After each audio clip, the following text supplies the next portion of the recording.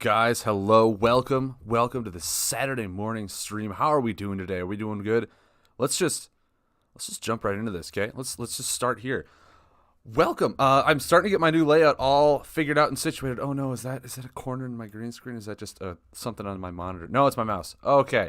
Woo! Oh, I feel like an idiot now. Guys, I have new lighting. My face is really fleshed out. I really hope I can fix that later this afternoon. Um, but I put it up this morning. I was like, yeah, I got it last night. Started messing around with it. I got my green screen finally working because of the lighting. It's all nice and smooth. Hopefully, crossing my fingers. The thing that I need to upgrade to now is my camera. I got my camera for like $20, so it's a decent camera for when I was starting out. But now I'm actually doing pretty well. Twitch, you guys are somewhat showing me love and appreciation that I love. So thank you guys very much for that. So yeah, as the channel progresses, the stream will get better quality, hopefully. And the next thing is a better camera, because that's pretty much the only thing I need. I have a good mic. I got a nice mic stand here for the audio quality. I finally have lights and a green screen. Awesome. But yeah, guys, welcome. I know it's really early, probably late afternoon for some of you guys. I don't know. But thank you guys for tuning in. We have a lot of stuff that I want to do today. First of all, we got nature cards and mountain cards since the last time I streamed on Wednesday. So I want to just go through those, give my, very generic opinions of how I'm hoping to play some of these cards, maybe, and then we'll jump into probably playing some Warhammer today. There's a campaign for the weekly that I want to try and do. I love that. I might even do the Lightseekers campaign as well. But then I was actually asked as well to play a card game called Eternal. And I'm sure a lot of you have heard of Eternal. I've heard of it very vaguely. I know a lot of people actually play it, because it's been out for a little while. So they asked me if I could give that a shot, and I was like, yeah, sure, why not? So we'll play some Eternal later this afternoon. But I definitely, as the single player campaign buddy that I am, I'm definitely want to do the Lightseekers campaign and the Warhammer campaign for the weeklies, because a lot of the digital ratters, I haven't done the Lightseekers weekly campaigns in a while, and I want to go through those again with the what am I trying to say, with the new erratas. Rocket Sar with the Twitch Prime 3 months, man. Hello. How are we doing? Dude, you got yourself up to that bronze level. You got yourself up to the bronze. Thank you very much for the Twitch Prime sub, man. Really appreciate it. Can we get a Thunderfin salute in chat for Rocket Sar for subbing for 3 months in a row? Man, I did not realize how pasty white my skin is until this light hits it. It's amazing. So thank you, man. Thank you very much for that. I'm not sure. Did I hide my I thought I had a much larger alert box. I guess I did not. Yeah, the whole layout, like, it's a work in progress right now. So I need to go through a bunch of stuff here and make sure that it's working properly. So I do apologize that I did not even get an alert for that. Rocket Start, you are definitely a tier 1 Twitch Prime 3 month sub. I'm saying words now, and they're all coming out perfect. Let me get that going. I don't think I need that, because that'll get in the way of the game. I'm trying to also mainstream this, you know what I mean? Everything's all nice and clean.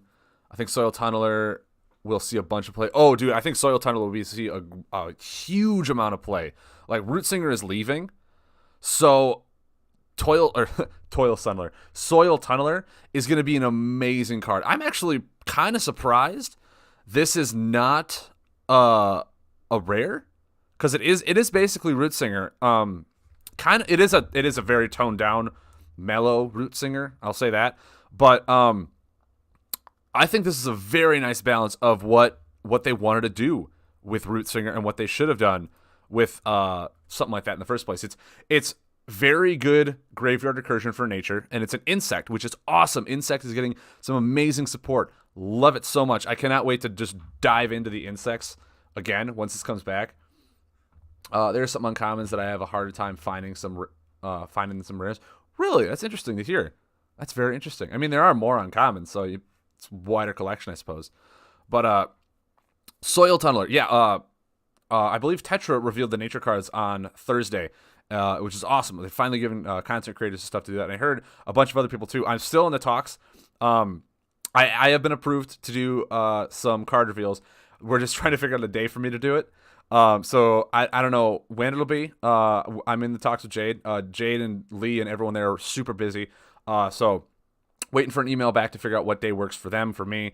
And I will let you guys know through my Twitter, through my Discord, through Facebook, all that stuff, so you guys can tune into my channel when I get to do my reveals, because I cannot wait, dude. I cannot wait to hype up these cards that they give me. It's going to be amazing. But yeah, Soil Tunneler, back to this card. I love the fact that it's an insect family. I think there's a lot of really fun stuff to do with insects. I think Insect Nest, I think that's the card. The buff that has 4 corners, and on the last one you get to search for one, or you get to like draw 2 cards and search for an insect or something like that. It's not a really well or commonly played card because insects didn't have a whole lot of gameplay. So having more insects to finally flesh that out is awesome. I'm just trying to think of the card. I don't want to. I think Egg Chamber. Wow, I was extremely off. Rocketsar, thank you very much with the clutch naming. Yeah, Egg Chamber. So it can search for Soil Tunneler, right? It can search for that Graveyard Recursion after Egg Chamber then goes away. And it'll really help what I think thematically is what insects are trying to do. They're very much in the graveyard style. And this might even, like, especially for Soul. I think Soul has actually got a lot of really, really good insect cards as opposed to Animal, which is funny because you look at it. I'm immediately thinking of like an insect type mill deck, which is hysterical to me because of Sip It Spawner. Sip It Spawner, you can just mill your opponent, and then Soil Tunneler brings something like that back out with the Egg Chamber, and then you can like research for the Sip It Spawners if you have a Soul card next to it. I'm just like theory crafting in my head every single time I see a new card. I'm like, dude, how can we run this? How can we make this so much more fun? Mud Turtle, how we doing? Good morning, sir. But yeah, Soil Tunneler. And the best part about Soil Tunneler is it is not restricted. Like some of the cards we've seen in Storm are restricted to Storm, right? Soil Tunneler just says if whatever element it is, which means this is a great one to splash in to any alignment and put it in there like you run a lot of fire cards. You have a fire buff next to it. Soil Tunneler will help you get fire cards back, right? It's not even family specific. It's just element specific. And even if you don't have a buff, it brings back at least one. And one of any sometimes might even be better than 2 of a specific alignment in some deck cases. So you might even want to just lay this on an empty board. And your opponent's like, oh man, like, what do I do? Do I kill that so he doesn't get a card back? He's probably looking for a specific card the next turn. Yeah, see, Rockasar, this is what I give you. I give you the open-ended things that are going on in my head every time I see a new card. I give you the gist of it because, like I said, I do a lot of card discussions on several platforms. I'm on the Need More Boss podcast with As a Matter of Matt. Highly recommend checking that out. We talk all these cards every single podcast. We go through every single one that has not been going on. So check out that podcast. And then, of course, once the entire set gets revealed, I'm just going to have a mass day where I give my... oh, man, my chair's kind of fuzzy. Darn it. I thought I had this green screen all set up. Oh, it's just my hand. It's the shadow. It's the shadow. Okay, that's why it is. Just can't get too close to the green screen. Otherwise, everything goes haywire. But yeah, once the entire set comes out, then I'm going to do just a mass day of like my star rating reveals on these cards after I've gotten a chance to look at them, figure out what's being rotated out, like do a very more thorough analysis of this. And that might just be like several hours of me talking about all 130 cards like this. I know I did one for Kindred and I got a lot of feedback from that. A lot of people were like, dude, you should go back to those ones and like discuss which ones you thought were wrong, which ones you were spot on about, all this stuff. And I'm like, yeah, that sounds like a great idea. I'm super excited to do that. So, but now Uprising comes out and I'm like, well, I kind of missed that window. Uprising, everyone's talking about these cards. No one really cares too much about Kindred, yada, yada, yada. So with Uprising, I definitely want to do my like 4 or 5 hour reveal on these cards because I did talk for a long time on those cards because I had a lot to say. So I'm trying to be very nitpicky on this because a lot of my information is being spread across different platforms, and then I'll finally give like 100% information on that big reveal stream. So, but yeah, that's my review on Soil Tunnel. I think it's going to be an amazing card. I love the fact that it's an insect. I love the fact that it's not even 3 corners; it's 2 corners. So it's one of those like you have to react right away. Otherwise, hey, bam, I'm going to get some great value out of this. Graveyard Recursion has always been a threat to a lot of people. And with the insects, being able to like discard your own deck, being able to get back stuff from your discard pile, I love the fact that insects are doing that. Because that's what I initially initially said about insects that I wanted them to do was kind of be like, for any of you guys that play Magic the Gathering, what Golgari does is Golgari just mills their deck out and then pulls stuff back from their discard pile, which is, I love playing Golgari. I love playing that alignment in Magic the Gathering. It's green-black, which it really goes thematically with insects too. But the fact that, like, insects, I want it to be able to, like, yeah, I'm okay with milling my deck, with just flooding my deck into my discard pile, so then I can then bring specific things back from my discard pile and play them that way. It is kind of a high risk, high reward, because you have to make sure, like, you don't mill yourself out due to the deck out stuff. But being able to, like, play from your discard pile makes it so that this new the new discard meta that we're possibly getting into with a lot of the dread saying, hey, discard this stuff, mill your opponent, all the milling stuff, it's like, yeah, I'm okay being milled because I'm going to play the stuff in my discard pile as opposed to playing the stuff a few turns after I draw them, kind of deal. That I think would be awesome if they start fleshing that out with insects. I love that aspect, and I really think that insects could do it really well. But I don't know what all they've made so far. I think we've only gotten like a little over 50 cards. We're waiting like 70 or 80 more, which I am pumped about. So, yeah, that's my thought on this. I think it's already an amazing card that I feel, depending on how insects get fleshed out, that it could be a tremendously powerful card that you're probably even going to want to run 3 in an insect deck because of how powerful Graveyard Recursion has been, and always will be. So, Soil Tunneler, guys, be on the lookout for that puppy. Lush Lost Behemoth. Now, this is a card that just hits you like a truck. Lush Lost Behemoth, obviously the 4 corners, 5 and 6. Yeah, your opponent will draw a card for 2 corners. But they're also going to take 11 damage. And it's like 11 damage for them to draw 2 cards. Depending on the deck that you're going in, those 2 cards might not even matter if you're being very aggressive by dealing 11 damage to them over 2 turns. Like, that should kill them. That's a third of their life with 1 buff. And those 2 cards, like, unless those 2 cards are going to be healing them or saving them, I am great with that. Rocketstar, Hive Queen, exactly my point. Sorry, the camera's over here now. Exactly my point, Rocketstar. Hive Queen is exactly what I want insects to start doing, because that, I love Hive Queen. I started making that insect deck a while, but that's a whole another tangent I could get into. Let's back to Lush Lost Behemoth. But yeah, that's a great call out, Rocketstar. I love that card. But yeah, the fact that it's a beast, so it fits into a family aspect, is amazing. But this whole, I gotta fix my camera now. It's way too high for me for my hand gestures. I talk down here and it's like up there now. Lush Lost Behemoth is a beast card, which is awesome because there's been a lot of beast synergy. The fact that it has 4 corners means that it can stay on the board for a while for you then to be able to restart it, which is what nature does tremendously well, right? There's even a new card that we got right away. It says rotate and a beast buff 1 step forward and then restart it. You could potentially hit this for 5, have them draw a card, hit him for 6 for 11 damage 1 card, and then restart this buff so it becomes a whole new threat again. Yes, they did just draw 2 cards that turn, but guess what's also a beast, guys? Crushing Charger. Oh my god, did you know that? Did you know that beasts don't care if you draw cards for your opponent because they could just put them all back? Like, the synergies with the family styles here is insanely powerful. Like, Lush Lost Behemoth, a lot of people are like, hey, they'll draw 2 cards. And I'm like, yeah, but it's a beast. There's a lot of beast fetching cards. There's the Ashwood Nurturer that searches for a beast card. Cool. I'll let this thing spin. You can draw 2 cards, and I'll just pull out the Charging Behemoth. Oh my god. That's insane. Like, in this in a Fair Pang deck, that's amazing, right?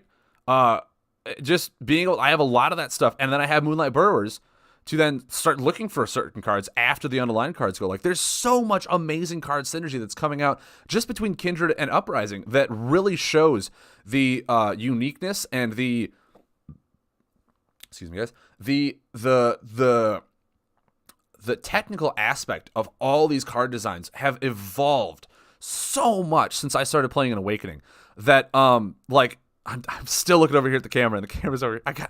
I gotta get. I'm also looking at Twitch chat, which is why my eyes are over here, because I want to listen to what you guys are saying. Like I said, my whole family is just kind of like, woo. I gotta get used to this whole new setup. Lush Lost Behemoth, ever since Awakening came out, when it was just a generic 5 damage, 6 damage if this was like if you took damage or something like that, you do 2 damage yourself. Very generic cards, just trying to get the game, the simple game mechanics, all that stuff, and they did it very well. And then we went ahead and broke the game because it's like, hey, this is so simplistic, so generic, guys. We're just gonna have this all go ahead. And now Kindred's like, all right, All right, we found it way too easy for them to do like 21 damage with action cards in 2 turns. Let's tone this down a bit. Let's actually have them be able to have really good synergistic plays where they want to have the board on play, because having the board is the aspect of this game, and being able to have these really strong buffs really helps them lean into like, hey guys, if you want to have a good deck, you're going to want to play the buffs, not just attack cards. So that's what they're doing, and it's awesome that Lush Lost Behemoth is literally like 5 damage, 6 damage in 1 card, and your opponent could be like, yeah, I'll remove that buff, and you're like, cool.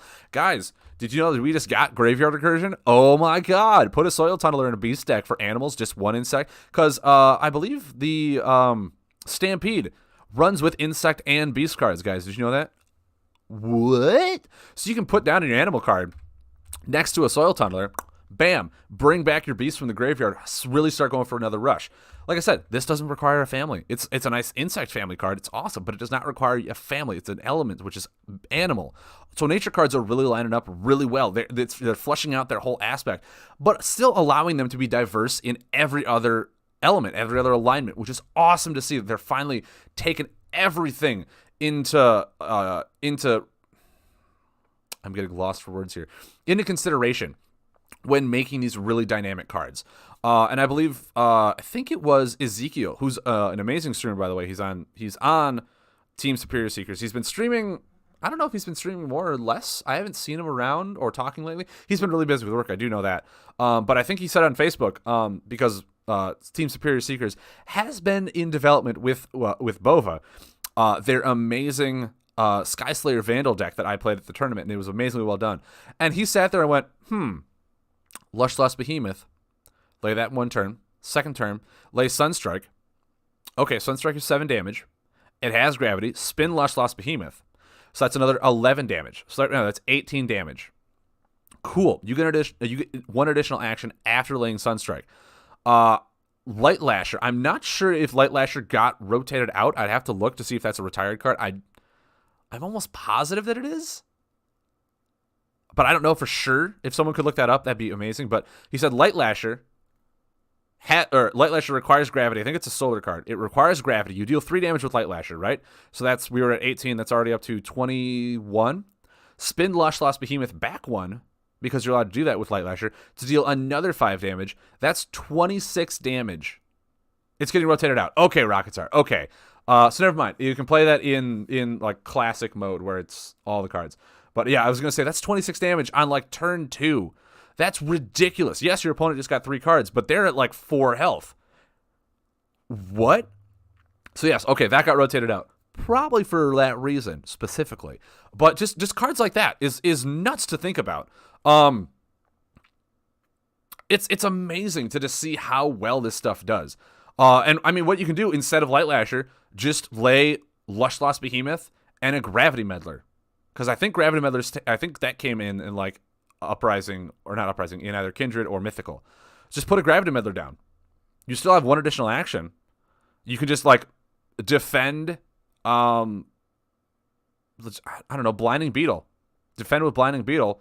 Rotate Lush Lost Behemoth back. You can still do that damage. It's -3, so that would be 23 damage with like the perfect opener, right? The perfect opener. But you can still do that in 1 turn. You can still do 23 damage in 1 turn. Astral is insane at burst damage, and just a Lush Lost Behemoth is nuts. Dude, Rocket Star, get some breakfast, man. Go eat. I had breakfast before I started. I woke up a little early, had some breakfast. It's delicious, man. Depending on what you get, I highly recommend it. But yeah, I mean, Lush Lost Behemoth, you got everyone sitting here going like, man, is giving them a card really worth it? And the way I'm sitting there going like, are they going to be alive to utilize that card? That's what you need to be thinking about when running this card. This card, I don't think, unless you have ways to like synergize with it or like do something else, I don't think it's really going to matter that much. Oatmeal and coffee for the win. Dude, Cowboy Hat Valid sounds delicious. Another thing I'm also thinking about with Lush Lost Behemoth, where if you are playing a more controlling style deck, guys, what's the death buff that is when they draw a card they take damage? What's that buff? Because last I checked, a very, very rarely used mythic hero, Zelina Bloodroot, is animal death. And if Lush Lost Behemoth makes them draw a card, you can time that really well with that buff. So they'll take 5 damage, draw a card, potentially take 2 damage, then 6 damage, they'll draw another card. Roaming Zombie, yeah. Withering also works. But yeah, Lushless Behemoth will make them draw a card. If you guys, I'm super excited to try and build a Zelina draw deck like that, because she also has access to Soul. And Soul is where the Ashwood Divas come into play, where your opponent then draws 2 cards. So, like, you could potentially, like, with the Roaming Zombies and now with this amazing Graveyard Recursion that Soul also has ever since losing Rootsinger, you could just build a really heavy-hitting deck that runs like Roaming Zombies or some other ones where it's like, yeah, you can't die if you're below 10. Some really nice, like, death defense stuff. And then just hit them really hard with your animal buffs, make them draw cards, and then reset their hand, like Crushing Charge, and put their hand back into their deck, and just recycle the Roaming Zombies. Like that in my mind is like, that could be a really fun deck. I don't know how well it will do, but the concept of it is like, yeah, dude, I'll hit you with like my animal buffs. That's where the damage comes through. And then if you draw cards to try and defend from it, Roaming Zombie will hit you. And then my soul cards will be like my very big tech cards, like my Graveyard Recursion. They'll be the Spirit of Balance cards, all that stuff. Dude, Cowboy Hat Valor subscribed for tier 2 sub for 3 months in a row. Oh my word, man. Thank you very much. Can we get some Thunderfin salute in chats? I told you I had to get that thing fixed, so now it's like, it's huge on my monitor. I also got to get used to like where everything is on this camera now, because I used to be on that side of the screen, and now I'm here, and it's like everything's blown me out of proportion. So, dude, thank you, Cowboy Hat Valley. That means a lot to me. Thank you. Everyone who subbed today, everyone who's here today, thank you very much. But yes, like all these nature cards, just the 2 of them. I haven't even gotten to the 3rd combo, guys. There's a lot to talk about. And like I said, when I do the full reveal, I'm literally going to be here for like 6 hours, like plus, just talking about all these cards. Because I'm going to spend like 5 minutes on a card, and there's 130 of them. Oh my god, it's going to be a long day stream, but I am totally worth it. I'm going to have like 3 water bottles next to me, maybe a beer, because I have no idea how much fun I'm going to have, but it's going to be amazing. But yeah, Lushless Behemoth, I am super excited for this card. And like I said, it goes in heavy aggro animal decks. It can go in a really fun concept with the Roaming Zombie deck like that. There's so much utility with this one card that like you just can't think of it straightforward. You can't tunnel vision on these cards anymore, guys, because the cards are so much more dynamically designed that you can't just be like, okay, cool, it's 5 damage. Good. That's probably going to just go in an aggro deck. Like, no. It does so much more than that. It does 5 damage. Cool. But then your opponent draws a card. Oh, but it's also a beast card. Yeah, and it goes in the animal aspect. It's like there's so many fun dynamic things to do that because of all the subtle nuances that they're making with these cards, there is no wrong way. There's no wrong way to play these cards. And because of that, there's going to be a vast majority in the meta change, which I am super looking forward to. The meta is going to be not just like 2 or 3 decks. There's going to be so much more dynamic stuff that you're not even going to know what to do with. And when that happens, my new favorite card, Spirit of Balance, is going to be so much better than everyone's going to think it is. So much better. So, guys, be on the lookout for this stuff. And the Soul Song. All right, guys, we finally got another tri-element combo. Mind you, this is a 4-corner one. I think we've seen 2 of them, and the second one was fire. No, we've seen 3, because one of them was tech. That's right. That's 4 costs with these tri-orders. Dude, Soul Song looks so much fun. Corners 1 and 3 are healing, which is, what nature really wants you to do, right? 2 and 5, so that's 7 healing, and then 11 damage. Like, just over the course of a turn. Mind, that's very reminiscent of what the new mountain card that we got, the new mountain combo that we got yesterday is. But just Soul Song, dude. Soul Song, healing and damage prevention. We lost the 2-cost combo. That was 1 soul and 1 forest that healed you for like 4/4/4 and dealt the damage to your opponent. And that was really where Nature's Burst healing came from, is that one combo is aside to like the actual defend ones that heals you for like 8, right? Those are the big burst ones that Nature had. Because we're also losing Spore Feeder, which is the only burst healing that Nature had. There's not a whole lot of burst healing. But Soul Song is it's a really powerful combo, guys. It's healing, it's damage prevention, and because it's only 2 alignments, this can easily fit really well in Bloom and Scorch. This is a great Bloom and Scorch combo, right? Bloom and Scorch probably has a lot of fire cards, a lot of fire buffs, or it's going to have a lot of fire buffs. It's superior in fire and forest, so you're going to be playing those cards really, really fairly often. And Soul is one that Soul has always been the more situational, more dynamic card, where Spirit of Balance, you hold back your Your Graveyard Recursion, like Root Singers, now this new Soil Tunneler is going to be held back for specific reasons. You're going to have a lot of soul cards in your hand. So having that be the 3-cost one doesn't feel that bad at all. Because those cards, and your buff removal, your Reckless Spirits, like you're going to want to lay those situationally. So being able to hold on to those cards is actually going to be a lot easier to do than a lot of people are probably thinking. So while playing this in just a Bloom and Scorch deck, this is a great combo for Bloom and Scorch. They're very aggressive. They might not have a whole lot of healing, and then boom, Soul Song comes down to have a 8 healing combo that also does 11 damage over the course of 4 turns, mind you. But that's amazing. That is incredibly strong for Bloom and Scorch. And that's just one hero. You could put this into any nature, and it'll be great. I think this is going to be a really strong combo. And it's only an uncommon, so it's going to be pretty easy to get your hands on. So I love Soul Song. I think it's a great card, very well dynamically paid for. Instead of like 2 and 2, those always felt fine and good to do. But 3 and 1, I think you'll actually be able to pay for this a lot easier than a 2 and 2. I think you'll be able to pay for this a lot more than a 2 and 2. Georgester, how we doing? Welcome to the show. Yeah, I've upgraded my setup. I got lights. I got a mic stand. I got a green screen up. I moved so everything was able to come. Like I had everything, but I didn't want to set it up until I moved in to my new apartment this past weekend. And now I'm finally able to set everything up. I just got to get a new camera. The camera is the only thing I got to do so my forehead doesn't feel like a giant whiteboard. Because I'm so pasty. I don't go outside. Not a whole lot. But yeah, dude, Soul Song, be on the lookout for this. I'm going to definitely try and make this work along with every single other card that comes out here because I love just testing out random interactions. I love it so much. All right. You going to hook me up with a good camera? All right, just let me know. I'm looking for, right now I'm using like a $20 one, so use some of my girlfriend's makeup. I would wrangle Thor, but the chances of me looking prettier than you then would be astronomical. And I can't let that happen. You have to be the face of my Twitch. I'm the voice. You're the face.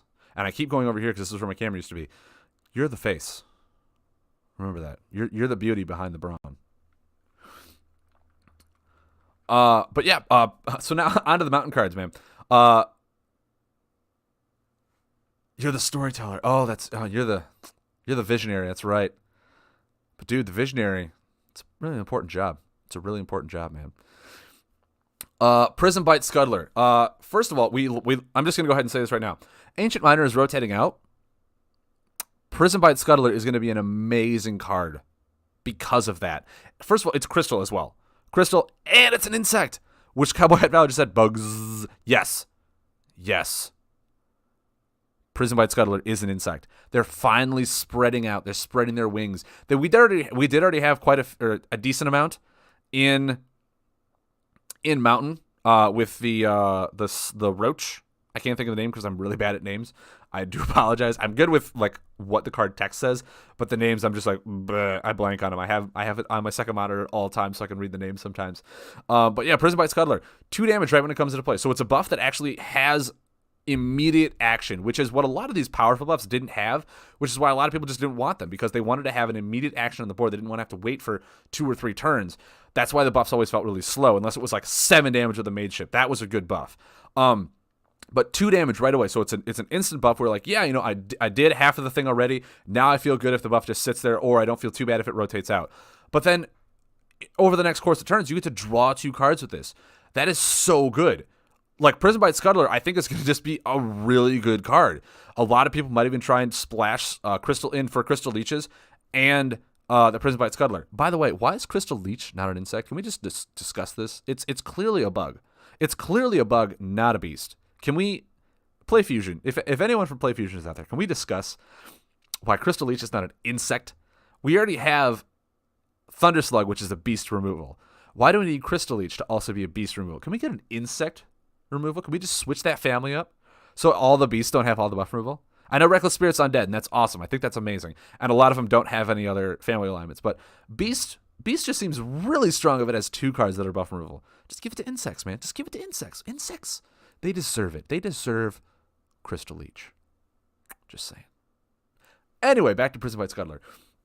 Yeah, corner 3 and 4. Draw a card. Awesome. Everyone loves card draw. Who doesn't love card draw? Card draw is amazing. Guys, Prison Bite Scuddler isn't amazing. It's a common buff.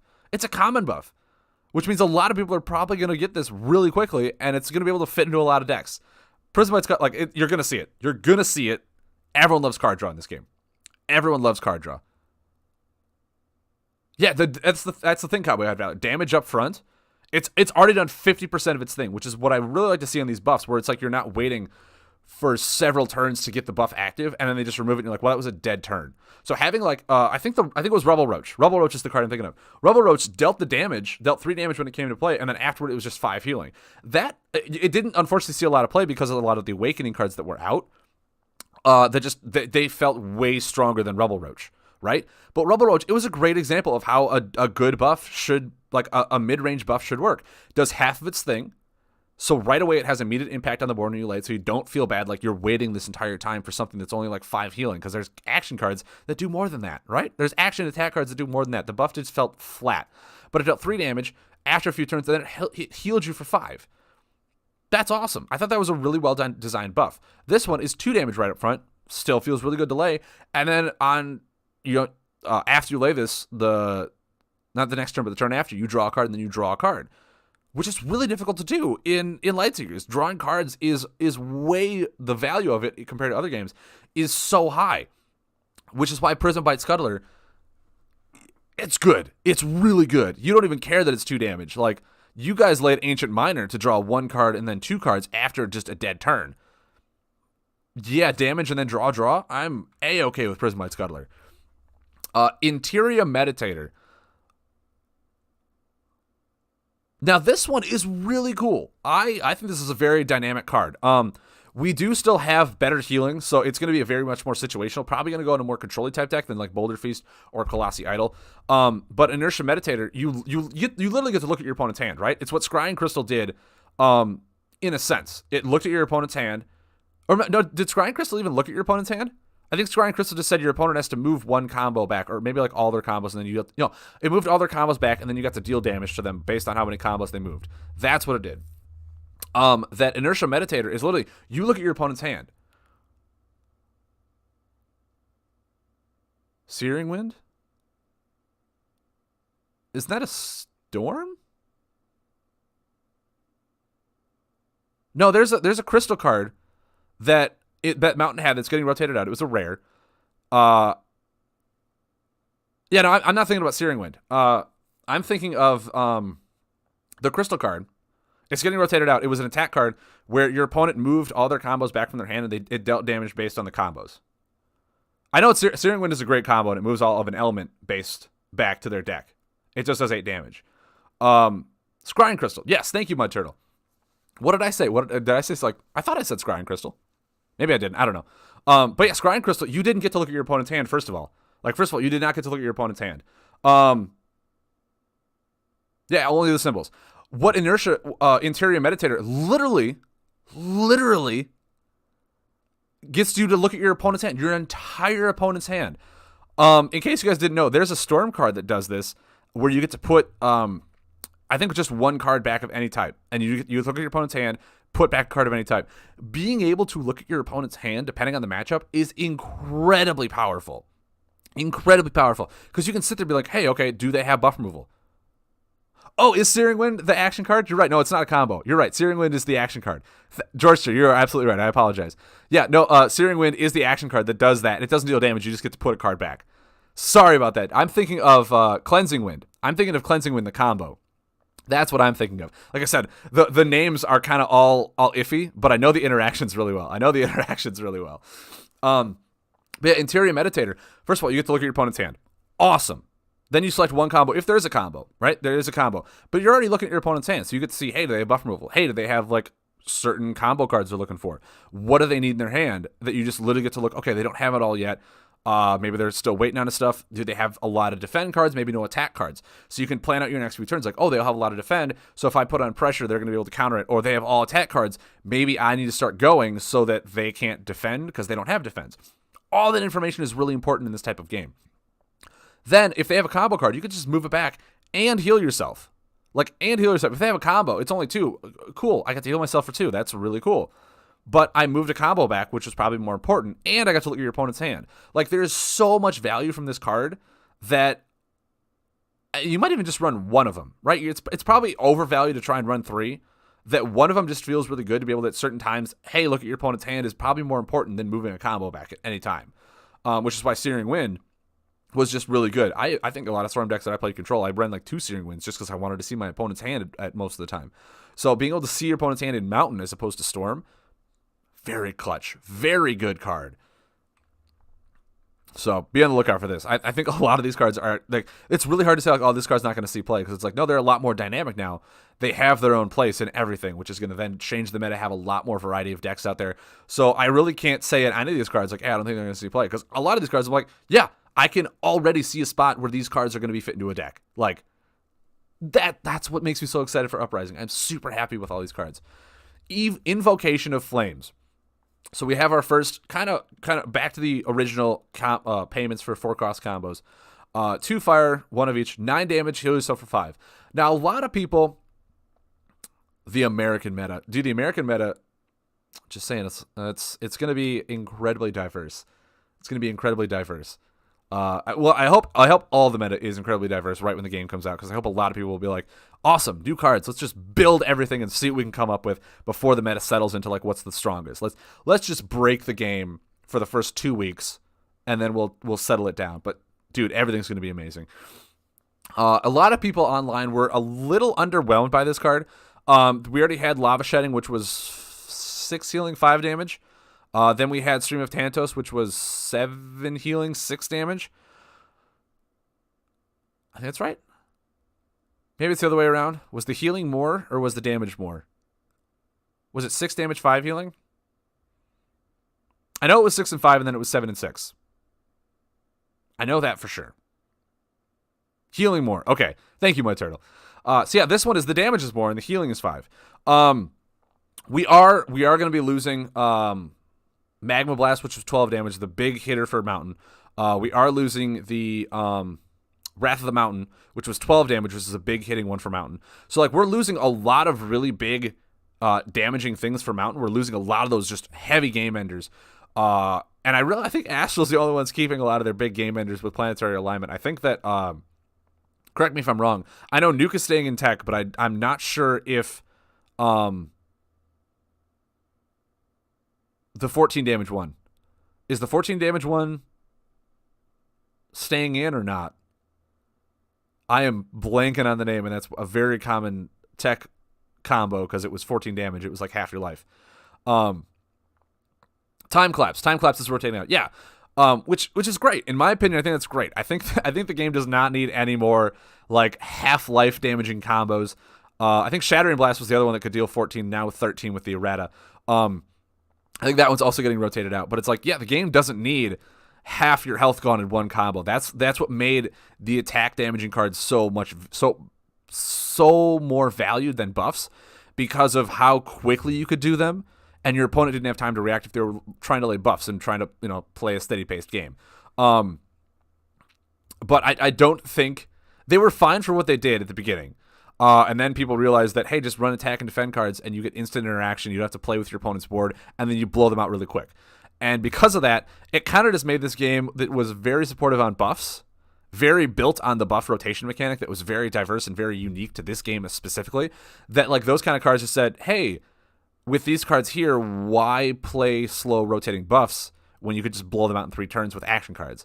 And in my opinion, I think that's fine. I think that's great that they're getting rid of those cards. They were fine for what the game needed to do at the beginning. I know a lot of people like them because they liked aggro. They're like, no, these made aggro good. Why are you getting rid of them? It's because the developers who made an amazing buff mechanic work, the rotating buff system of what they built the game around, want you to play with that mechanic. Like, it's not them saying they were bad. It's saying that if they continue to do that, the game that they designed to work the way they want it to won't work. It just won't work that way because of people will always play attack and defend cards. So just getting rid of those, saying, hey guys, we'll keep these really nice, 9, 10 damage combos around. We'll still do that for you. But we're not going to have you do something that can combo and damage you for like half of your opponent's life in one card. You build up your board state. Have your buffs rotate, all that stuff. That's how you'll deal it all in one turn, is your buffs will help you do it as well. Exactly, Wranglethor. By removing them, it promotes a more diverse meta. Because let's face it right now, what's the meta? Selene aggro, high curated Arwen, which was just the Sicario deck with a new hero. Nothing has changed from the meta because of these really powerful combo cards and the action cards that go along with them, they needed to do something to make it more diverse. And a lot of these new game mechanics they're fitting in to fit with more element-specific, more family-specific stuff. That's what's going to change the game up. That's what's going to make the game so much more diverse and feel really good to play, in my opinion. It's going to make the game feel a lot more smoother to play. So, Invocation of Flames, yes, Stream of Tantos, like, it's a little weaker than this, but then it's like, it only costs one more fire. You can run Invocation of Flames and pay for Stream of Tantos as well. Like, that's how you pay for it. And then later in the game, maybe you need something more like this. Maybe we're running Stream of Tantos and Lava Shedding because you really like those swings. Now you can replace Lava Shedding with something else and run Invocation of Flames. Because a lot of the 4-cost combos for Mountain now that did, like, the game-ending stuff, you don't have access to a lot. Like, I think you still have access to, is it Avalanche or is it the Fire one that's getting rotated out? I think Avalanche is staying in. I don't think the 2 Fire one that was like deal damage and then mill them, whatever that one was called. I don't think that one is staying in because Invocation of Flames has the exact same payment for that, and I don't think they make 2 combos the exact same payment unless it was like the one of each color or one of each alignment thing. Correct me if I'm wrong. I could be very Avalanche is rotating out. Okay. What's the Fire one that's staying in? Or is the Fire one staying in? Or are all 3 of them rotating out? Oh, Wranglethorpe, you are absolutely correct. Earthquake. Earthquake is the one Scorched Earth. Scorched Earth is staying. Okay. So they did make 2 combos that cost the exact same. I'm okay with that. You now have a combo, a 4-cost combo that exactly pays for another 4-cost combo that is staying in.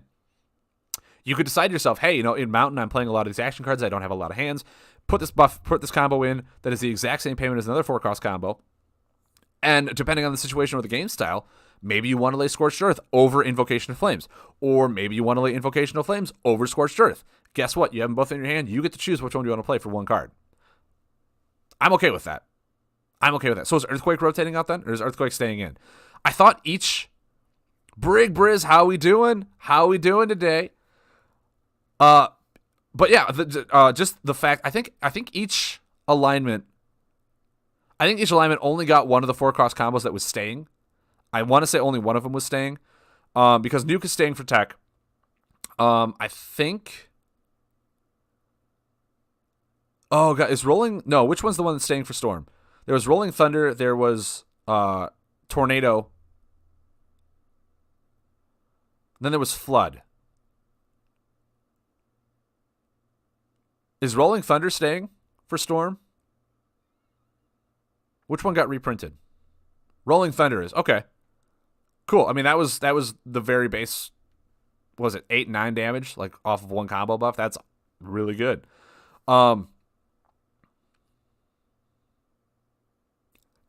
Brig Briz, I am from Central Standard Time, kind of the Chicago area, but I'm north of Chicago. I'm in Wisconsin.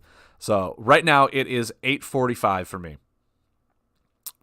in the morning, in case you didn't know that. But yeah, just Invocation of Flames. Like I said, a lot of people are like, yeah, man, you already have like two of these combos that do the same thing. But each one has its own payment cost. One is 2, one is 3, now one is 4. Which means they're splitting that diversity across all the combo payments, which means, like, depending on which style of deck you want to play, you always have something of that really good damage health split that Mountain does really well. Because it is like, it's like the Barbarian of Lightseekers, right? It's the base class, the one that does everything really well. Nothing too exotic, nothing too extravagant. It does what it does really efficiently. So being able to have one combo that does, both healing and damage being split across all 3 payments means it can be fit into a lot of different decks. Means that you're going to have at least one of those running a lot of different decks. And hopefully that means that Stream of Tantos will not always be an auto-include. I know it's one of the best ones that is still staying with Crushing Blow. That is one of each payment. But hopefully, like with Invocation of Flames, you're like, okay, if I have this, do I really need Stream of Tantos? Do I really need 2 of these combos that do the exact same thing? I can run Crushing Blow and start being more diverse and dynamic with a lot of my combos. So I think that's great. I think it's really, really good choice for Lightseekers and Play Fusion as a whole to do that with their combos. To make you start picking and choosing. Like, okay, I can open up a 3-claw slot if I include the Invocation of Flames and start running a lot of other things. And then with Invocation of Flames, you can then include the Scorched Earth as your other payment, which will pay for one another. And then your other 3 combo slots can be open up for a lot of other dynamic things. So that's really cool. That's a really cool thought on them.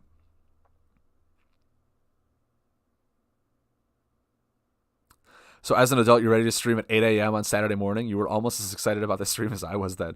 Dude, I stream, my girlfriend goes to work at 4 in the morning on a Saturday.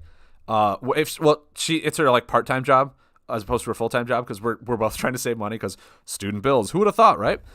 So right now, every once in a while, she'll like, yeah, I'm 4 in the morning to 1 in the afternoon at my part-time job. And I was like, okay, I mean, if you're going to be up that early, I'll just wake up at like 6, feed the cats, have some breakfast, and jump on stream until 2 when you get home. So yeah, we're both up super early on a Saturday. So I figure if I stream late at night on the weekends or the weeknights, the weekend I'll stream early so the people from the UK and everyone else can catch me. I'm your new Saturday morning cartoon. So yeah, Invocation of Flame guys, I really like it. I think it's very well good. Also, by the way, I think Lava Shedding and Stream of Tantos are both defend cards. This is an attack one. So keep that into consideration. This is also an attack one. It's not a defense, so not all 3 of them are defends. This is an attack. So keep that into consideration of why it's dealing more damage than healing as opposed to healing and damage is because this is an attack. It's not a defend. So keep that in mind when also looking at these 3 that like maybe you want the defend over the attack or maybe you want the attack over the defend. We don't know. We don't know what's going to happen. All right, guys, did you also know? Oh my God, I'm super excited about this. Did you guys also know that we got 2 cross-order cards yesterday? Like, what? We got another Mountain Astral hybrid. We got another Mountain Astral hybrid. Now, a lot of people were like, hey, why isn't this one 2 Mountain, 1 Astral? It kind of split between Tuck 2. And in my opinion, I kind of didn't want that. I mean, maybe later down the line we can work on something like that. But the fact that is if they did that, go and look at Astral. Go and look at Astral right now.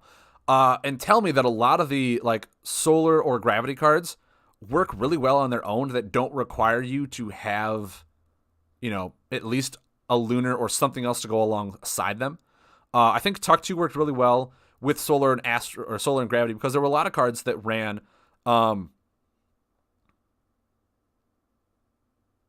Earth, Sun, and Moon seems thematic. Yeah, I mean that. We're Crystal, Sun, and Moon, but yeah, I get what you're saying, Brigwiz. But yeah, the fact that like what Tuck 2 did really well is there was a lot of solar cards that relied on gravity, or a lot of gravity cards that relied on solar. Mirror Beast, for example, was a solar card that relied on gravity being on top. There was a lot of cards that just relied on solar's like discard interaction to work well with solar. And Lunar started to be the only one that didn't rely on that because there was Mirror Beast, there was Lunar Shrieker. There was a lot of Lunar cards that was like, if it's not even Astral, you get a benefit from it. So that was like why it was put into Fairpang. That's why it was put into Captain Blacktail. That's why it was put into a lot of things is because Lunar actually started coming out with a lot of non-Astral cards. And now you look at this. Guys, did you know that Dusk Feeder is a Lunar card, but it requires you to have Solar on top to heal for a big heal? You can start running Dusk Feeder in a cross-order hero now. That's awesome. There is a lot of solar cards that I think require Lunar on top, if I'm not mistaken. I think there's the Astral Priest. That's solar for 3 damage. It requires you to have Lunar on top to deal 6. Like, there's a lot more... Yeah, Blinding Beetle, Dusk Feeder, all this stuff. There's a lot of Astral cards between just solar and Lunar that require you to have one or the other on top. So, like, having those 2 together... Sandstalker, there you go, Rocket Star. So there's a lot of cards that require you to have one of these on top of your discard pile to get the added benefit. So keeping at least 2 Astral feels really good. Keeping at least 2 Astral feels really good. And I know a lot of people are like, no, I wanted something more diverse from Tuck 2. This is still going to be very diverse from Tuck 2. Like, don't get me wrong, Tuck 2 was really good because it was all of the mountain cards that made Tuck 2 good, right? It had the Boulder Feast. It had the Mountain Forts. It had Ancient Miner. Like, that's what its Earth card was. It was defend, draw, and heal. Lunar has those too. Lunar has those too. It's gravity cards where it's buff removal. Guys, now we have better buff removal because Crystal Leech can remove 2 as opposed to Pathfinder's removing 1. And it's superior crystal. I'm trying to think what else gravity it ran. Obviously it won't be able to run the Archaeologist to restart your buffs. It won't be able to run that. But crystal, like, you can run Crystal Warper in this. You can speed up your buffs. You can lay a Mage Ship and a Crystal Warper and bam, 7 damage next turn. Like, you can lay the X3, X4. I'm trying to think of what that one was called. And then wait till it goes on a turn. Then Crystal Warper, speed that puppy up. Like, there's a lot of really fun things that you can do with Crystal that's very dynamic and very diverse from Gravity. Gravity was a lot about restarting stuff, right? Gravity was a lot about that. Crystal feels like it's trying to speed up your stuff, really help you go into a different direction. Celestian Warrior, thank you very much. I think Sandstalker's rotating out. I'm not sure if Astral Priest is. Brig Briz tipped $10. Thank you, man. This is basically the equivalent of Saturday morning cartoons for adults. Dude, I love it. I love it, man. Thank you for that. That makes me feel happy that I'm able to bring light to you this Saturday morning. But yeah, just think about this. Like, and we're getting, mind you, an amazing new crystal card that draws you cards. Guys, card draw. What? Also, that's an insect. Blinding Beetle is staying in. That's an insect. Like, maybe we're actually not even getting nature insects. We could build a really fun Onyx the Sunstruck insect deck. Oh, did Sandstar come out in Mythical? That's awesome. That's awesome. They're both staying in. There you go. They're both staying in. Boom. But yeah, like I love his 3 alignments. I think they're going to work really well. And I think a lot of people don't. I think they were getting all too hyped up about the fact that he's once again 2 solar and 1 earth or 1 mountain, whereas Talk 2 was also 2 solar and 1 mountain. But just switching lunar and crystal makes this a very different hero. Also, his hero ability, mind you, is not as powerful as Tuck 2. I will say it straight away. It's not like, hey, this is essentially just card draw, right? I get to move a card, I get to look at the top 4. Tuck 2's hero power was extremely powerful. But Onyx the Sunstruck, when you discard any cards from another hero using a card effect, deal 2 damage to that hero. This can only trigger once per turn per card, or per card per turn. Guys, are we gonna see a more discardy / mill type with this guy? Mind you, Greedy Gemruff is staying in. That makes your opponent discard a card. There's a lot of fun things that we could do with this card, and my immediate reaction was, yeah, it was exactly what Dels is saying, aggro mill, because we've been seeing a lot of mill, but it's been a lot of fatigue and healing. This could be a more aggressive mill, depending on what we get. There was, what's the solar card that you and your opponent both discard the top card of your discard pile, or top card of your deck into the discard pile, and then you take like 5 damage if it's the same alignment. What's that one called? Because there's also a combo that does the same thing. Which Sunfeeder? Well, Sunfeeder, I mean,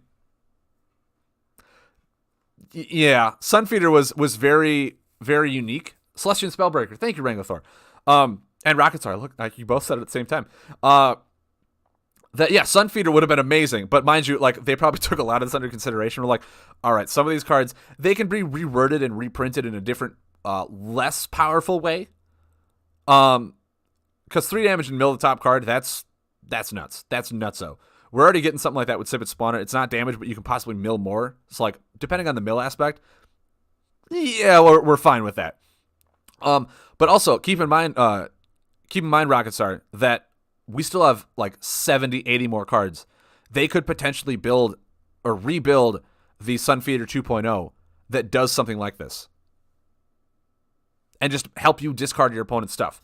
But yeah, I'm super excited for this. Can anyone look for the combo? I want to say the combo has gravity in it. It's essentially you and your opponent flip your deck upside down and you play with the bottom of your deck as the top. I think that one is like gravity, lunar, or gravity, solar. I want to say it was like lunar. Or was it solar, lunar? Antimatter Field. I think it was Solar, Lunar because I tried to get it in my Asavak deck. Or no, Solar, Gravity. That's what I'm saying. Gravity, Solar. Thank you, Rocket Star. Yeah, so obviously you can't run this unless you flash in Gravity. But I mean, there's still really fun things to do. You're still going to find, even if you want to splash in a Gravity item to run all three of those, like, gosh, there's going to be a lot of fun dynamic things to do with this. There's going to be a lot of fun things to do. And I'm super excited. I think Onyx the Sunstruck is going to be a great hero to try out. Like I said, right when the game drops, I'm buying like four, maybe even 5 boxes. I'll do like a box unopening. I'll do it like on stream and then have my iPad open so I can scan them in right away to get the cards in. And then I'm just going to build. Whatever cards I don't have, I'll craft. I'll do whatever I need to do. But I'm getting a lot of boxes for this game because I want the cards right away. I don't want to sit here and have to wait. It's one thing that I really like about my stream is I have all the cards. I can do whatever I want with the game right now. And I think that's what makes the stream a lot more fun is I don't have to wait. Be like, oh, okay, let's try this card out. Oh, I don't have this card. Well, let's try and make this like, it's for a new player. Yeah, free to play is awesome. But just for me, what I've already been doing so far is I've had all the cards, so I can just do whatever I want, and I can start making fun decks for you guys as opposed to like trying to just get the meta and grind ladder. I just want to be able to build whatever I want right away. I'm one of those people like I need everything. I need it all. I'm like a card collector hoarder. And honestly, Sunstruck, I'm super excited about this. I do hope we get a few more. I'm not wishing for another 15. But I do hope that he's not the only mythical we get. I think we got like 6. I think we got 6 in mythical, and then we got 9 more in awakening to get the 15. So maybe if we get like 4 or 5 more in Kindred, and then after Kindred in the next big set, we'll get the other 9 or something like that. That'd be great.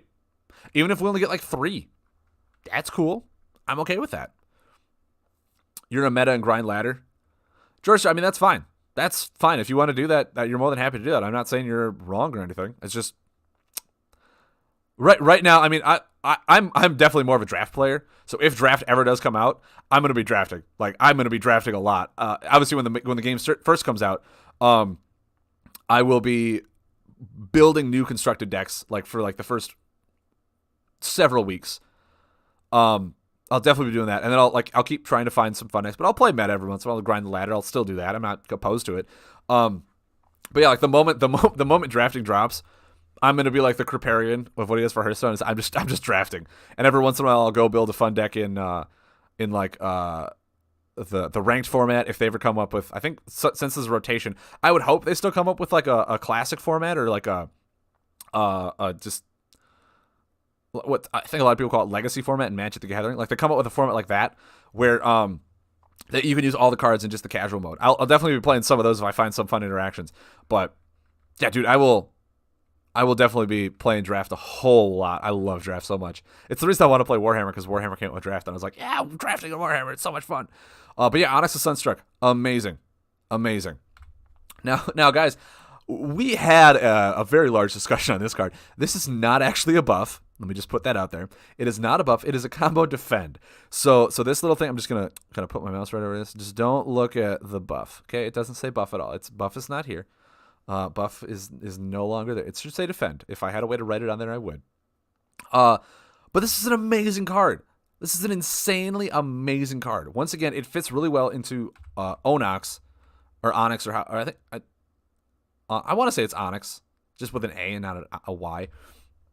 But the mouse pointer. Thank you, Mud Turtle. I really hope it does. But dude, just like what Astral is really good at doing is looking at the top 4 or 5 cards of your deck, knowing what they are and putting them back in the same order. Moonlight Burrower, for example, is staying in. It's a lunar card. Look at the top 4 cards. Pick one of them in your hand. Put the rest back in the same order. Ancestral Communion. You choose a category. You've already looked at the top 4 cards in your last turn, right? You've already done it in some way, shape, or form. You reveal the top 4 cards. You then play any revealed action cards of the chosen category. Boom, slam them all down. And then, oh, mind you, without stat restrictions. So it doesn't even like, oh, I can only have 1 crystal. No. They all just flood the board. Whatever you do. Then the rest of them, what makes this even better is the rest of them, you draw them. As opposed to putting them back in the same order. You draw them. So, like, if you're a really buff-heavy deck, choose buff. You could get like 3 buffs out on the board and then draw that last card. You could lay attack cards and just, hey, cool. This one goes, I then lay a Chimchar Infiltrant. I then play like a Crystal Bat. I do a Astral Priest. That's like, what? Depending on if you had Lunar on top. 14 damage. And then you draw your 3rd or your 4th card with Astral Communion. Feels pretty good. Feels pretty good to me. Just have a really good burst turn with action cards like that. That's nuts. That is so nuts. The fact also that it doesn't have burn. You can bring this thing back and keep doing stuff like that. Dude, it just... There's so many fun things that this combo can do. And mind you, a lot of people are like, dude, Turbo Tuck-2. Yeah, guess what Tuck-2's ability is? Reveal the top 4 cards, put one of those into your hand. Tuck-2 just immediately says, hey, I'm at all times going to know what the top 4 cards of my deck are, right? And if you play it so you're always using your actions and keeping those cards on top, when Astral Communion comes around, you will know. You will know what those cards are. Boom. Tuck-2 becomes Turbo Tuck-2 for 1 turn, and then it goes away. And it's like, cool, now I get to know what the next top 4 cards of my deck are. Oh,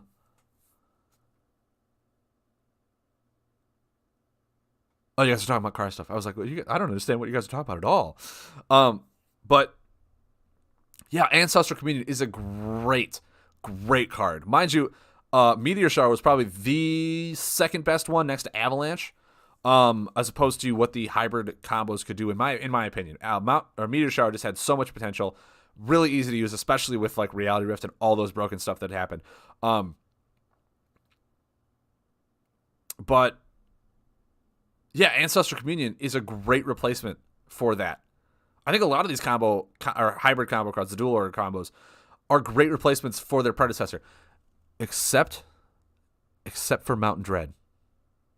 I have strong feelings about the Mountain Dread one. No. The Sulfuric, I think it's like Sulfuric Wasteland. We're going to go all the way back and try and find it. Sulfuric Demise. No. This one, no. If anything is going to get nerfed right away, it's going to be this card. But yeah, Ancestral Community, dude, I am super excited for this. I think there's going to be a lot of fun, dynamic things to build just around this deck. Like I said, you can play very aggressive style with this, get 4 attack cards going. You could buff heavy, go wide on the board in 1 turn. And back to this. With Onyx, if you are trying to play an active mill deck and you call defend, guess what? You could have like 1 or 2 greedy gem roughs in these 4. There's no stat restrictions. Wait, hold on. I don't think you can play cards of the same name, because that's not a stat restriction. That's just you can't do it. So you can't play like 3 greedy gem roughs in 1 turn. I don't think that's allowed. The rest of them do get drawn to your hand. That's fine. But like with some of defend cards, especially with Astral being defend heavy, you could then play the one that mills your opponent near for 1. You could play the greedy gem rough. You could do like a really fun defend thing, just milling your opponent very actively.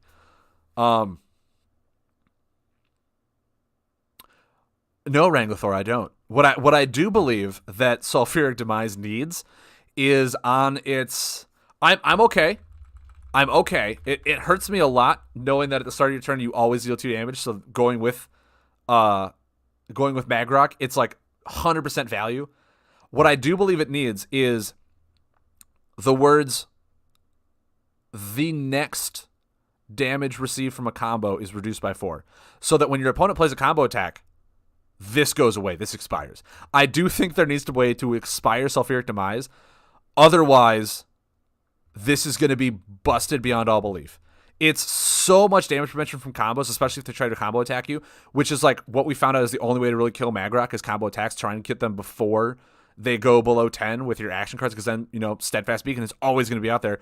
All this like damage prevention that Mountain already has, that their combo attacks were some of the only ways to get through that. And now its combo attacks are reduced. It's like, what are you trying to do here? Maybe the buffs will help. I don't know. Maybe we'll see a lot more buff heavy damage, which I hope we do. But the thing is, like, there's no way to get rid of this outside of buff removal. That is the only way to get rid of it, is with buff removal. Also doesn't have burn. So you could potentially bring this back with a lot of the dread stuff that brings combo stuff back. Like, there needs to be a way for this thing to expire. Otherwise, this is going to be an extremely busted card. And I do think it's fine if the only way to expire this is from combo damage attack, or from combo attack, because it's like you have to be running combo attacks to expire this. and it reduces the damage. Otherwise, it's just going to sit there and deal 2 damage. It's just going to deal 2 damage. You can remove it with a combo or with a buff removal. That's fine. But it should also have that additional thing where if you lay a combo attack, it also expires this. Mostly because of how incredibly strong Graveyard Recursion is in Dread alone, that even adding that to Sulfuric Demise, they have plenty of ways to get this combo back. That I'm not too worried about it. They could run the one, I can't think of the name. It's a shadow card, deal 4 damage, put 1 combo from your discard pile back into your deck. Like, that one is just a really good card. But yeah, it's just, that's really good. A lot of people don't run that because a lot of their combos, like by the time they put them out, the only one you really want to bring back is Shroud of Night, and Shroud of Night's getting rotated out. So Blood Pact Redeemer, thank you, Rocket Star. With that card in here, just bring Sulfuric Demise back. That's all you do. But like I do feel like there needs to be something where it's not just always going to be out on board no matter what. There needs to be an additional way to get rid of this. Otherwise, like 2 damage at the beginning of your turn, no matter the health limitations, hand size of what the action buffs are doing, it's so powerful for Magrock. It's so powerful, and I don't think any of the other combos, especially the crossover combos that we've gotten, really go well with the hero's ability like Sulfuric Demise does with Magrock. Like, I think this one just fits too perfectly with Magrock that, like, think about this. This is Blacktail, right? Cosmic Convection is Blacktail. Blacktail, cool. You get to draw cards. You could get additional actions, or you could heal for 1, or heal for 2, or whatever. Blacktail, yeah, Blacktail loves drawing cards. Cool. It's using its ability a lot. But, like, unless Cosmic Convection legitimately said, like, while this is in play, your opponent, like, it would have to do something with their discard pile. Like, your opponent, it would have to say, like, if there's an attack on the top of your opponent's discard pile, move it to the bottom. So that, like, at the beginning of your turn, you could always keep using Blacktail. It's such like that. It's like that, where, like, you're getting constant value out of your hero ability, by having Cosmic Convection just manipulate the top card of your opponent's discard pile. Like, that's what it is. Terraform, until we see a lot of buffs come out for Explosive Nature and Time, or not Nature, Forest, which we've seen a lot of Forest buffs, but Explosive and Time, Terraform is just, it's healing and damage, which is really good on its own, and then it's buff removal, which is really good. But like, this thing could easily just say, like, rotate out any of your, like, Terraform. The way to work with, I guess, I'm blanking on the name again. The tech nature guy. But yeah, well, it could just say, like,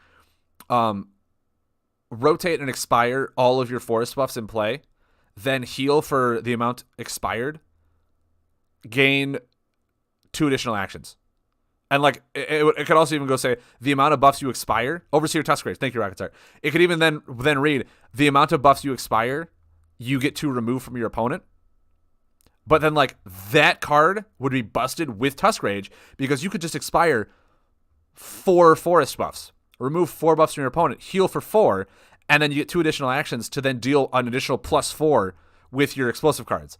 Like, that's what it feels Terraform would be if it was with Sulfuric Demise, with how well it works with Magrock. Something like that would go super well with Tuskrage. But this is a very generic use, right? This is a very generic use that doesn't get triggered. Maybe it's just Magrock that needs to get fixed. Maybe Magrock's ability is just like, healing for 2. Can we just put that down to, like, healing for 1? Healing for 1 wouldn't feel so bad. Healing for 2 is almost like everything you do to me, I just out heal. I think Spirit Channeler got nerfed and then is now getting rotated because healing for 2 was busted. Or if Magrock was like, you can only heal 2 once per turn, kind of what Onyx is, where you only get that healing once per turn, then we're fine. Yeah, maybe it's just Magrock that needs to get a rata change. Just because, I mean, once we saw it, I gave it a 2-star. I didn't think it was going to be that good. Then it became busted beyond all belief with how much damage mitigation and healing that Mountain just has with Earth, and along with the Dread just micro damage, that literally Magrock can go from 1 to like 12 while dealing damage to you that it's almost impossible to kill him outside of just a big hit. That I do think Magrock needs to be changed to either like 1 damage every time it deals, or 1 healing every time it deals damage, or like you can only gain the 2 healing like once or twice a turn. And it's literally just because tentacles. Tentacles are what it is. Tentacles are what it is, because tentacles just deal that chip damage that Dread does really well. Like there's just so many things that fit right with Magrock to make Magrock busted, that changing several cards or just changing one thing on like any of those cards will make Magrock's power level go down. But I do think, and I love Magrock. Magrock's one of my new favorite heroes ever since I like put the hate on him. There's a lot of new cards that are like, I put the hate on. I was like, I don't think this card will be really good. And then it turns out it's like busted beyond all belief. And I was like, wow, I completely undervalued this card. That I do think they're like, okay, maybe some changes need to be made. Maybe some changes do need to be made. The big one is a Tentacle. Fix Tentacle. Just put that out there. Fix Tentacle. Every single other card in the Abyss package has 4 clunky corners. Why does Tentacle get to be constant infinite value? They don't need it. They don't need it. It's the reason Dread has been staying the same since Awakening is because of Tentacle. Just putting that out there. So yeah, guys, that's all the cards we got. That's amazing value. I'm super hyped about that. Yeah, and we're only on, I think, card reveal. What number is this? Technically 56. I started with a 0. So we have 56 out of the 130 cards.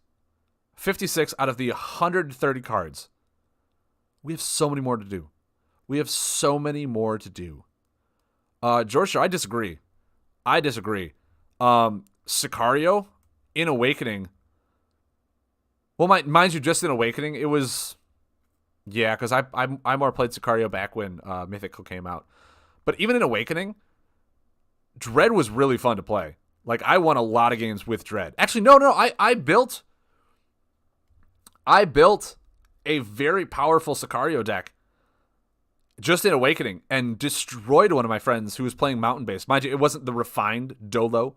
It wasn't refined or anything like that. My Sicario deck was fairly well refined. It was actually close to what the list was until Awakening or Mythical came out and brought a bunch of new stuff to it. But yeah, I blew everyone out of the way with just Tentacles, with Abyss Weavers, with Soul Trader, Devour, all that fun stuff. That Dread was really strong. It's just that, like, as soon as people knew how the deck ran and what cards they needed to kill, then it was easy to counter. Dolo was really good just because of Dolo drawing 2 cards a turn. Like, that's unheard of. Like, that needed to get nerfed. But yeah, dude, don't put Dread out. I played Dread right at the beginning. Dread was my order, and I ran Sicario, and I built a really strong Sicario right out of Awakening, and it was really good. The only reason I didn't do so well is because every time I played with my friends, we played free-for-alls, and we had like 6 or 7 people, and the moment they say me like an Abyss Tentacle, they're like, all right, immediately kill Frank, and I died. Because like 5 people ganged up on me and killed me. That was it.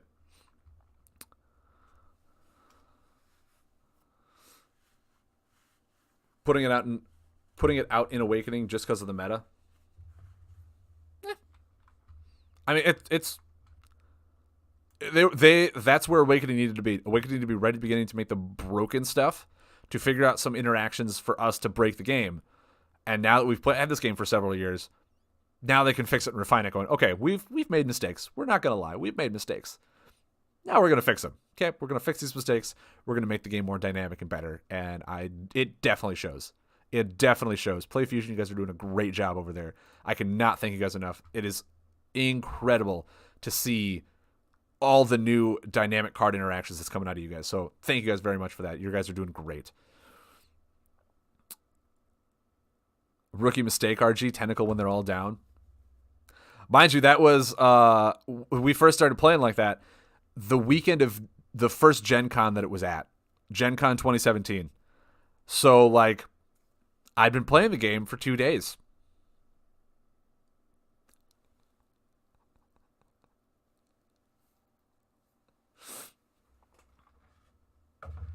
They got someone in to fix it. Who'd they get? Who did they pull in to fix them?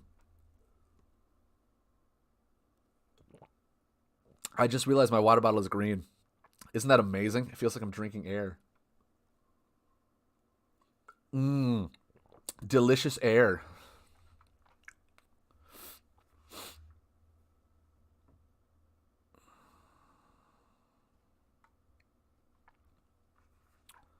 No, much that's exactly right. Some cards should be made for specific heroes. Some cards should be made to like work really well with specific heroes and just kind of okay in any other deck. But yeah, I guess in that case, Sulfuric Demise. Let's face it, Sulfuric Demise is only going to be running Magrock, right? You're not going to see a whole lot of people trying to run Sulfuric Demise in a lot of Dread Mountain other decks. So it's going to be busted in Magrock. Outside of that, yeah, which is why I was saying like there just needs to be a way to expire it. There just needs to be an additional way to expire that. Because I don't know of a single other than like Blood Tap, of a single other dual order combo buff that was consistent on board, that literally had a clock on your opponent to kill them, that didn't have any restriction, like a health restriction or stat restriction. Blood Tap just said all your other combo buffs cost 2 less. Spirit Tap. What did I say? I thought I said Spirit Tap. Maybe I didn't. I don't know. I'm talking really fast and trying to just answer all these questions.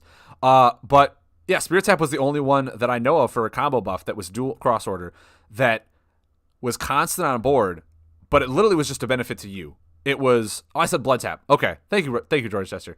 Yeah, Spirit Tap. That like it literally was just like, okay, his combo buffs are going to cost less. Okay. Mind you, that was very underwhelming. But yeah, Sulfuric Demise is like, this puts you on a clock. This puts you on a clock and has damage reduction for me forever. Like, it just, especially, like I said, it does hurt with how much Graveyard Recursion Dread has alone. That there is no additional way to expire it. Maybe if it had Burn, I'd be okay with it too, so you couldn't bring it back with how much Dread just brings stuff back. But I feel like all you need now in that deck is Sulfuric Demise, like 2 or 3 Blood Pact Redeemers, and just nothing but healing. That Magrock could just do, just healing. You don't even need Tentacles in that deck anymore. You just need Sulfuric Demise to outlast them on board, and Dread has so much Graveyard Recursion that it could just be an outlast mill deck with a minor win condition of Sulfuric Demise that just kills them because they can remove it all they want, and you're able to bring it back more times than they can remove that buff. Like, that's why I'm saying a slight change needs to be made to the card to either make it burn or have an alternate buff removal condition. Rockets are, it's the reason I stream, man. The reason I talk about this stuff is to give you ideas so you're not tunnel visioned on these cards. It could be like busted ideas that I'm thinking of, but that just means my mind is on fire. But yeah, dude, like that's what I'm saying. Like that, just thinking of that, the card hasn't even come out yet. And 3 Blood Pact Redeemers. In Magrock alone, you have Mountain Forts, you have Steadfast Beacons, you have Colossi Idols, you have Boulder Feasts. You have all this healing, all this damage prevention all the time. And then just use Dread, the Shadow Dread, for Necro Dreadling to bring back Boulder Feasts. You can run the Blood Pact Redeemers for Shadow. You can run Shadow Puppet. There you go. That's 9 Shadow cards. Just bring back stuff. It's a new Magrock mill. It's a new Magrock mill. And then Steadfast Beacons for when they try to attack you near the end will heal you for 1. Like, that's all you do. That's all you do. Maybe even like 1 or 2 Tentacles just to get Magrock's minor healing back in there. But then, yeah, Sulfuric Demise is your win condition. You just outlast them. You outmill them with all the Graveyard Recursion that Dread has. And then Sulfuric Demise just slowly dwindles them down infinitely. Infinitely. It's like it's a better Insect Swarm. It deals 1 more damage, prevents you from combo attacks. Like, I don't know outside of like maybe a buff heavy rush deck that could beat that. And then again, you can easily bring in like an item that, you can bring in the Geoplate Defender to deal 2 healing, 1 damage if you have a Earth buff out, with Steadfast Beacon and Mountain Fort being constant Earth buffs, and Sulfuric Demise being an Earth buff that's out. You also deal 1 damage to them, which then triggers Magrock. Like, just thinking about that in my mind, I'm just like, dude, like, that's too much. It's going to be the new stall deck. It's going to be the new stall deck that also has a damage win condition tied in with it in Sulfuric Demise.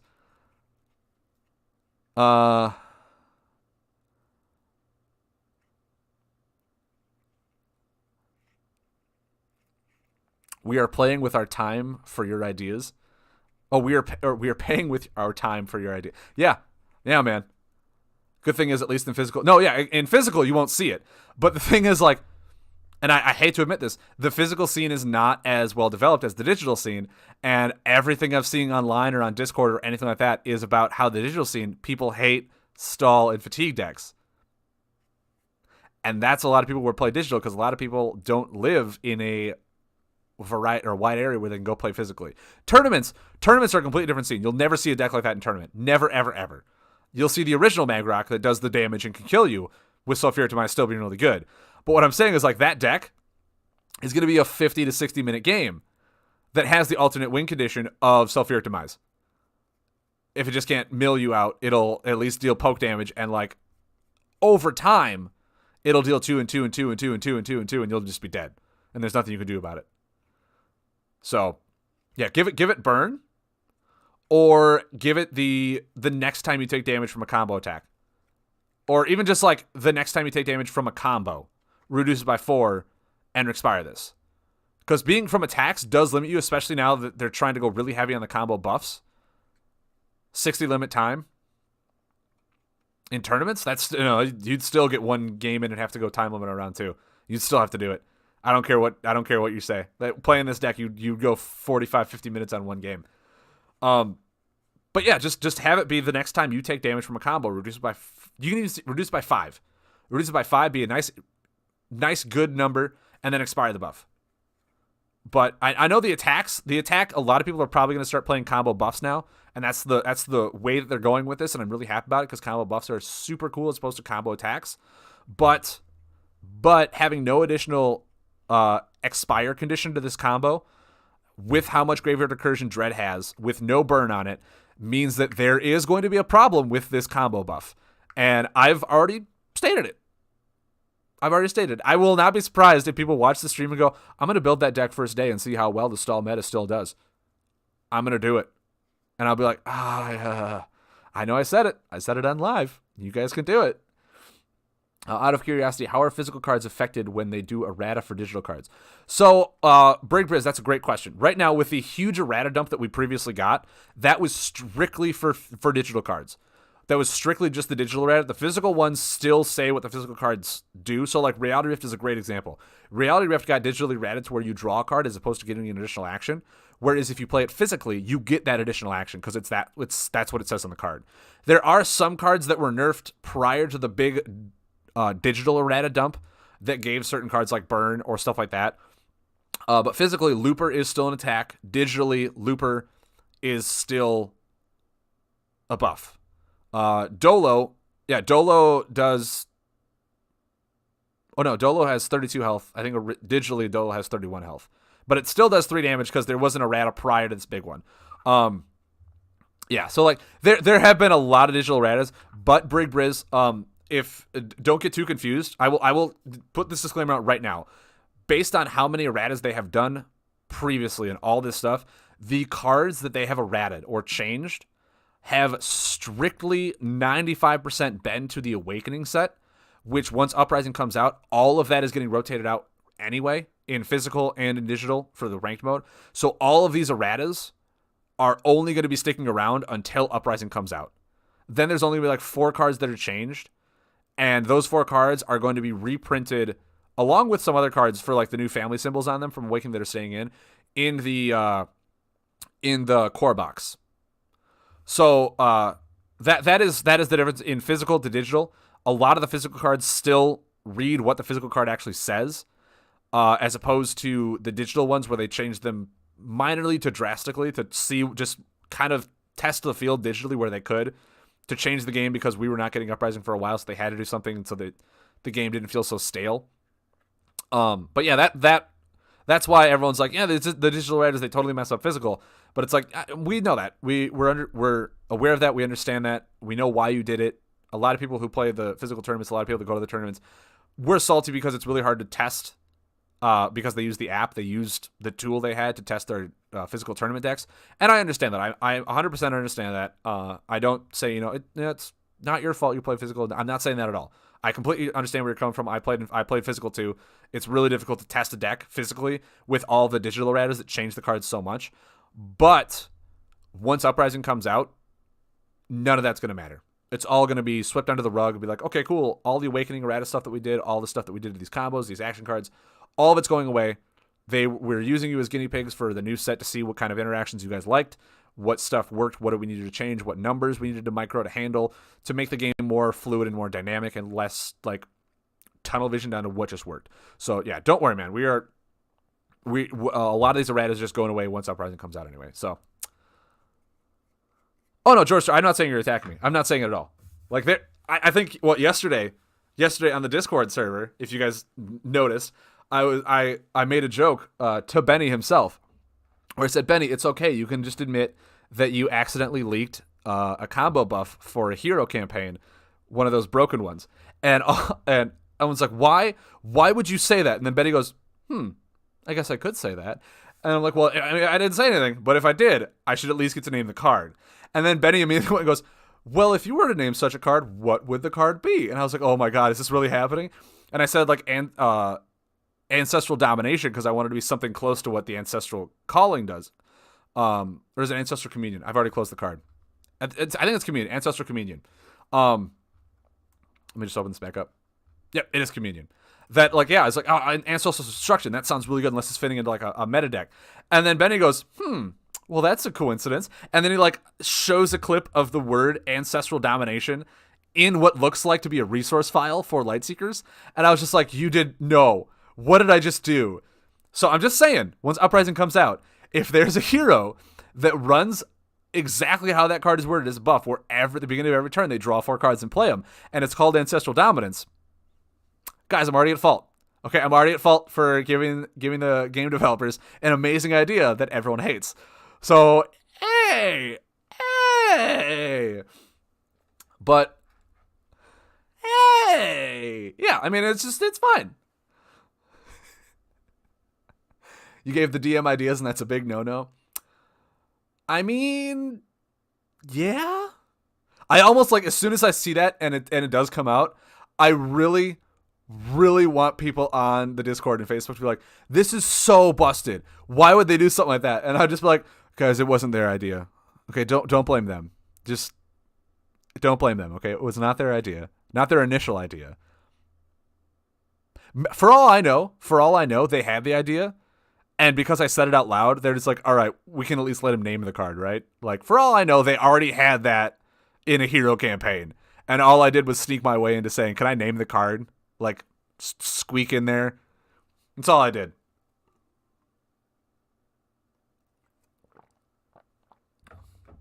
Break Briz, no, I will be creative all I want to anywhere on social media. It is my right as a human being. I've already said it on this channel. I've already been like, hey guys, have you ever heard this Magrock new fatigue mill that runs sulfuric demise as an alternate win condition? Because there's no way to get rid of it, especially once you put it behind obfuscation. Guys, that sounds amazing, right? Isn't that amazing? And if that becomes like a new tier 0 deck on digital, because there's no time limit, you heard it here first, right? I mean, that's all I can say. That's all I can say right now is you heard it here first.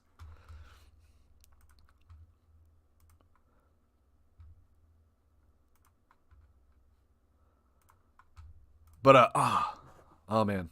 I'm super happy that I was able to say stuff like that and just have everyone go, no, Razor, shut up. Shut up, man. All right, guys, with that being said, let's play some Lightseekers. Let's do the weekly campaign. We have not done a weekly campaign since the digital erratas. So, like, a lot of this stuff, we'll have to make new decks for, right? Right?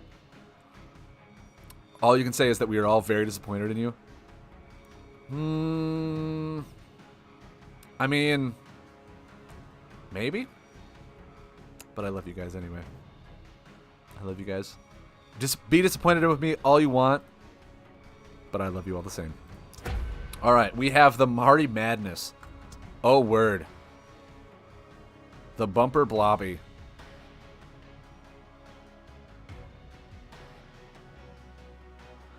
What did the Bumper Blobby do again? What did he do again? Was he like the Bubblefish, the water guy?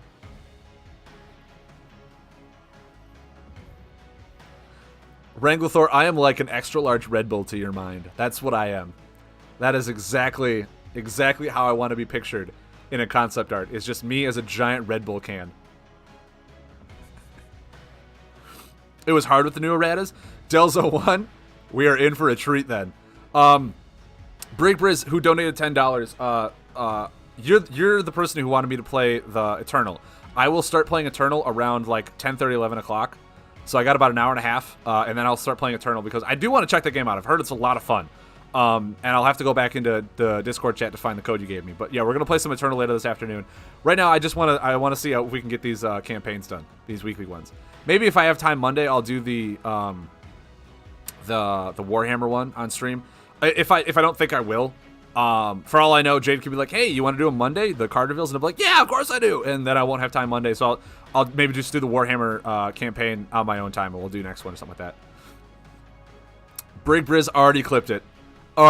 We heard it here first. Guys, make that thing go viral. Make that thing go viral. Post it all over Discord. And be like, did you hear that Razor Gresham came up with a busted fatigue deck? Guys, everyone who hates fatigue, you're welcome. And just like, so much hate. It'll be great. It'll be exactly what I don't want, but what I get and what I deserve. I'm not the hero this channel needs, but I'm the one it's gonna get. Did you ask them, Georgester? Have you asked them? Because, like, I emailed Jade, and I didn't get a response for, like, 3 or 4 days because they're really busy over there. So, like, maybe you're just on her list, and she's trying to... Because she's... I mean, think about it. For card reveals, they're probably not going to give you a card reveal until, like, the day of or the day before, because they don't want you, like, accidentally spamming the thing on your Twitch channel or talking about it or stuff like that. So they're probably going to give you the card reveals the day of or the day before. All I really got was saying, hey, yeah, we like your content. We'd love for you to be part of the Twitch reveal stream. And I was like, awesome, cool. And they just like asked me what days work for me, and I told them what days I stream, and that's what I've heard. So all I've heard is I've been confirmed. I have not heard of what day they're giving me or what cards they're giving me. So I would not be like too upset. I know I've had to almost contact Jade a few times about certain questions, just because she gets flooded. Her and Lee both get flooded with several people asking questions, several people sending them emails. All the new reveal stuff they're doing right now, they're the only two people, as far as I'm aware of, at the company that deal all social media stuff. So like they're constantly getting flooded with info. So if you only sent one email and they haven't responded to you, don't feel bad. Just send them another email. Be like, hey, I'm a streamer. I stream on these days.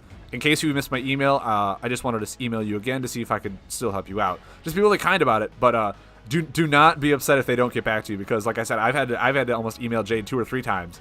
Just be like, hey, I just want to make sure you guys didn't forget about me.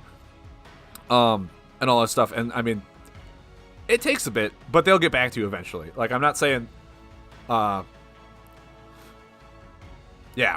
Delzo1 knows, because Delzo1 works for PlayFusion. He knows exactly how busy it is over there. That, Delzo1, yeah, everyone's super, super busy. They're dealing with the Warhammer release this weekend. I think Savagery came out yesterday or today, and then it drops digitally on the 8th. So they're dealing with the whole Warhammer release. They got all this Uprising news to come out with as well. They're probably trying to get booths at conventions. A lot of stuff, like a lot of people are doing a lot of things over there that I am not surprised that, like, I would almost be surprised that, like, soon, within, like, by the end of the year, they hire more people to help with, like, what's the technical title that Lee and Jade have? It's like the human it's not human resources. It's like this the social media, whatever that job is. I would not be surprised if they hire like 2 or 3 more people to help them. The community. Thank you, Delzo. I could not think of the community managers. Yes. Yeah, I would not be surprised if they hired more people to help with the community management, because it's so many people try and contact 2 people between 2 games. They're gonna miss a few things. I'm not surprised about that.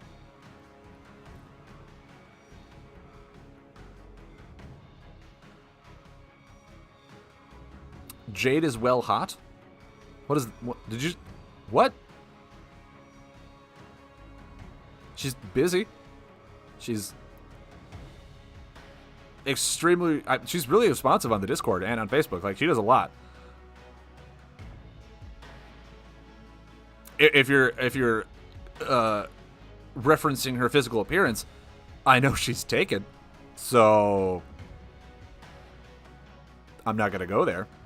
I'm taken. she's a very well-respected member of the community. I think she's made it to the top 100 of the... she got an award recently for top 100 female... game. I don't know exactly the title. I don't want to butcher it by being like, it's just female gamer thing. That sounds really bad and disrespectful, but it's not. But yeah, I think she got nominated for an award, like part of the top 100 list. So that's really cool for her. I'm really happy. She well deserves it. She's been putting in a lot of hard work with this community and the game. So congratulations, Jade. You heard it here like 50-second, because I'm probably not the first one to say that.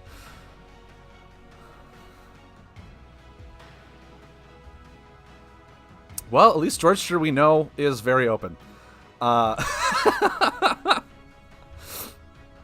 So guys, Bumper Blobby, I believe, is like just the bubblefish guy who's just gonna prevent a lot of damage, right? It's really hard. What do we do then? What do we do?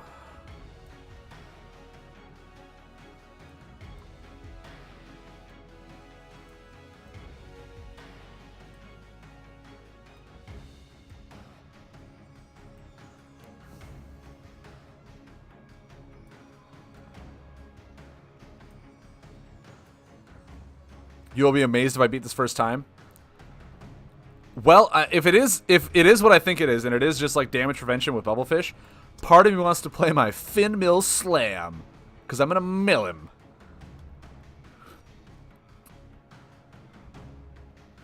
Exactly. Try it once, fail, but get my memory back of what he does, and try it again.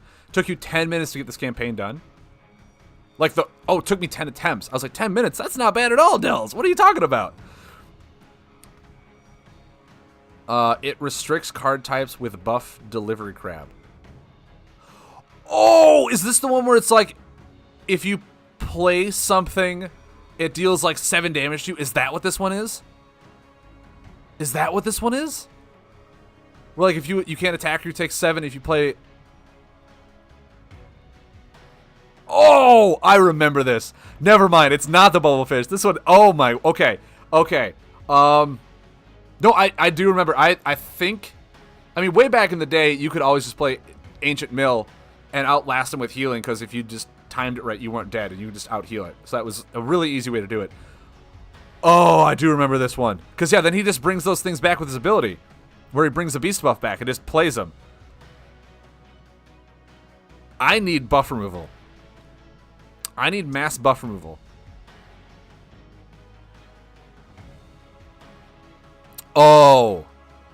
Oh, that's nasty. All right, guys, now that I know the deck. Whoops. Whew, I completely forgot about this. We're building a deck that's going to run buff removal and... Where are you? Some of these. Font of Misfortune. So they can't bring stuff back from the graveyard at the very end. That's what we're doing.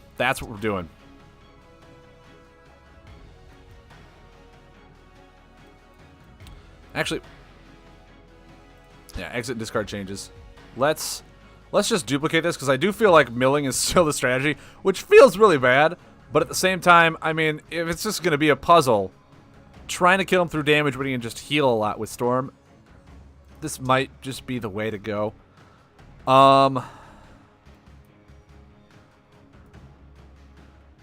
He does not have a lot of cards in his hand, I don't think. So we can take a Crushing Charger out, add back in the Font of Misfortune. Oh, look at that! I can get some shards out of this. I think the Creeble Nurse could still do fine. We also want those for the Sipit spawners. Unruly Mobby's never going to attack us. We can put that in. Mari Bard, I feel like we almost want 2 Mari Bards. Hurricane Spirit, we'll take that out. We'll put in a second Mari Bard.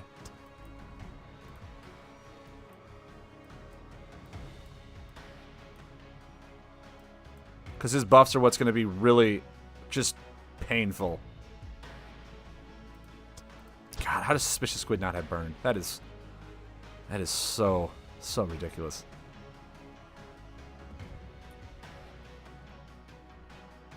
Wrangler, have a good one, man. Thanks for stopping in.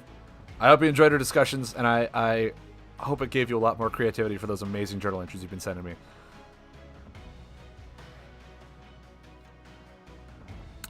Okay.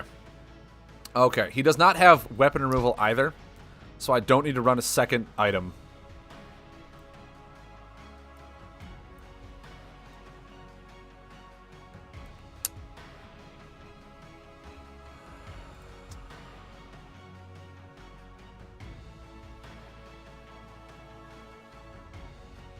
Oh, I will. I will definitely.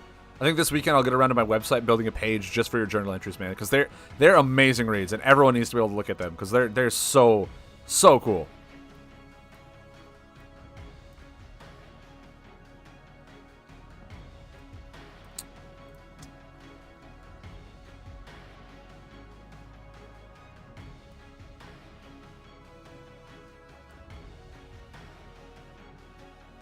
Dude, it's a lot. I don't even remember either, but it's a lot. You've been sending me almost like 1 or 2 a day.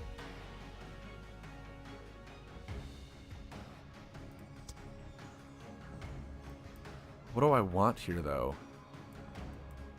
I'm thinking maybe just a Vesuvius Crown, because I'll have a lot of buffs like Suspicious Squid that I'll just kind of want to get card draw for.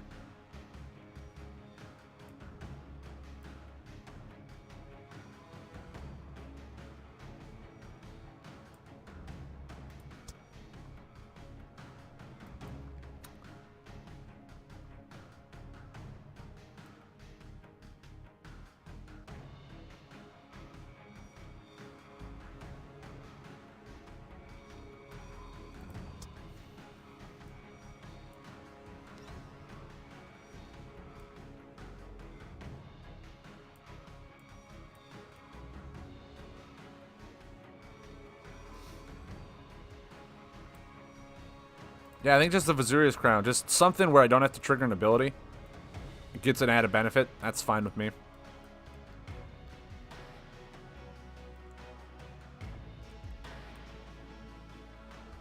Okay. We'll try this. We'll try this. Like I said, I'll pretty much only play this for about an hour. Then I'm going to go to Eternal at around 10:30, 11 o'clock. But yeah, guys, we're back to the campaigns. Amazing. Amazing.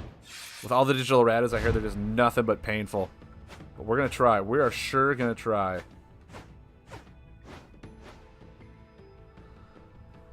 Two Suspicious Squids. Okay. And this first one is attack, defend, buff. Don't think I want to do anything yet. 3 squids and no combos. Wow. Come on, man. What's going on? No buff removal either. How? Oh, God. I don't think I have a whole lot of buff removal in this deck. I wanted to add that in. I wanted to add in, like, Crushing Rapids and all that stuff. I think the only one I have is Living Whirlpool. Well, there's... Okay. So now I can't buff or defend, which just really stinks. What is this? Oh, that's right. If you take 6 or more damage.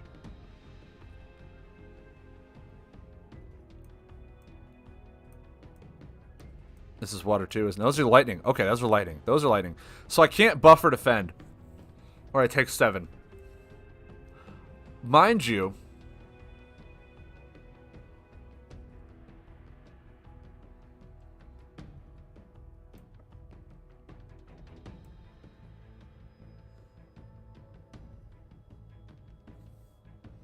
Oh, 8 or more. It only takes 7. Darn it!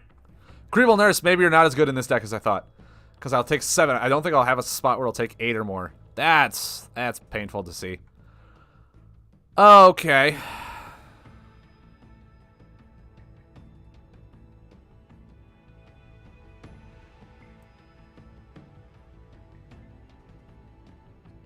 Corner 3 is buff, so I can't even Thunderslug next turn either. Woo!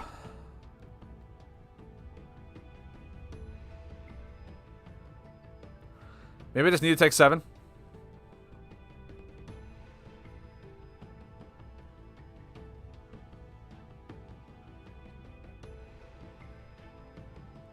Cowboy Hat says, do you think additional reduce healing my X, cards like Magma Worm would help against stall or just only punish less oppressive decks using micro heals. The thing is, nowadays, stall decks, they do a lot of healing, but they also have a lot of damage reduction. So, like, you'd have to time it with those cards where their health is low, and then even if you do, they'll most likely put, like, a Bubblefish down and just prevent you from pushing the damage while that buff rotates out. I do think the only way stuff like that will like, somewhat be punished is if they make them more like the Creeble Poison card that Dread got, where it's like the next time your opponent heals, they instead take the damage. Where stuff like that, where it needs to be like clunky cornered and almost be detrimental to them to heal, will really kill stall decks. But then again, something like that, like, it's only for like 2 corners, just 2 corners unaligned. The next time your opponent heals, they take that much damage instead. I think it would be a really dynamic card.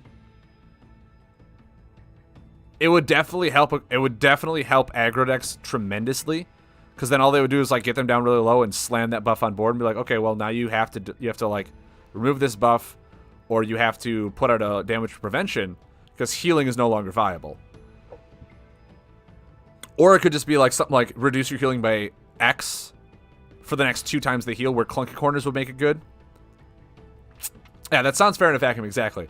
But like the damage reduction thing would need to be like just 2 corners, so the next 2 times, and it need to be 2 clunky corners, where it's like the next 2 times they try and heal, they can't do it. That would be really good for stall. But then something like that also needs to be balanced well, where it's not just going to be oppressively strong in aggro decks. Because you just aggro them down, and then once they're down to low, you slam that down. It's like, okay, the next time, 2 times you heal, you don't heal for as much, and I'm very aggressive. I'm still going to blow you out, and you're not going to be able to draw in time to cover it up. So, like, it's a possible solution for stall if they do something like that, but at the same time, they really need to find it so that, yes, it's good to prevent stall, but it can't be broke back for, like, aggro or something that just completely jumps a game style well above the others, is what they have to take into consideration when creating something like that. So, like, Magma Worm was really good, where it's just, you know, the next 3 turns, the damage or the healing is reduced by such and such. I think the dripping poison or the toxin buff for poison was like their healing was reduced by 6 while that buff was out. That was good. Not a lot of people even ran it, but just making it so you can't heal was really good. But also stall decks also run like 6 to 8 buff removal. So like getting that stuff on a buff isn't going to matter too much about them.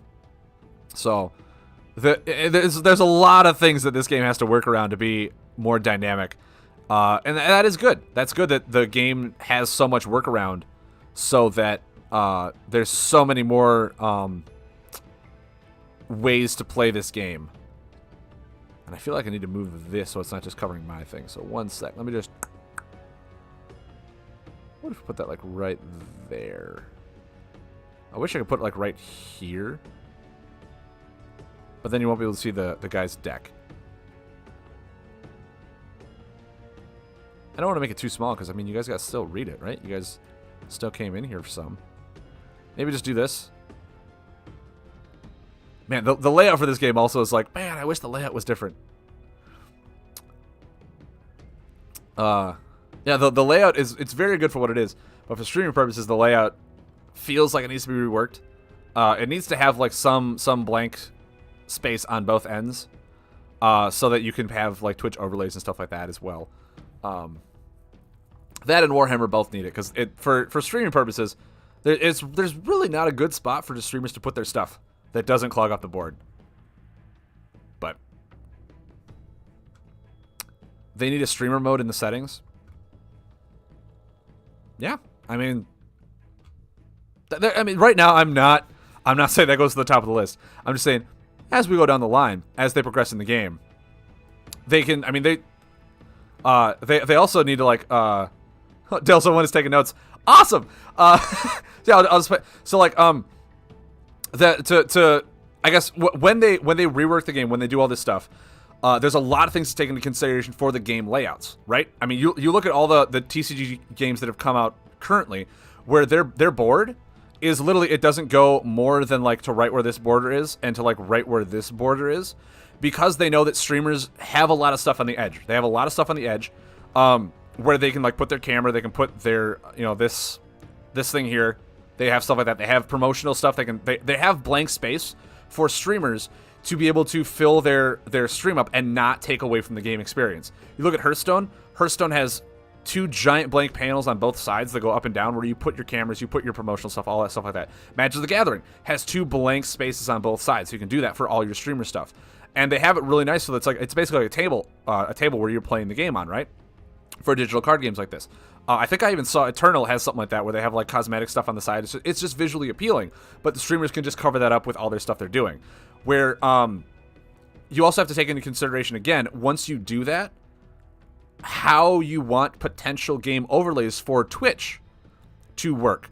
Because I know a lot of games like MTG Arena, like Hearthstone, have deck trackers where they have the entire deck list on one side for people to watch.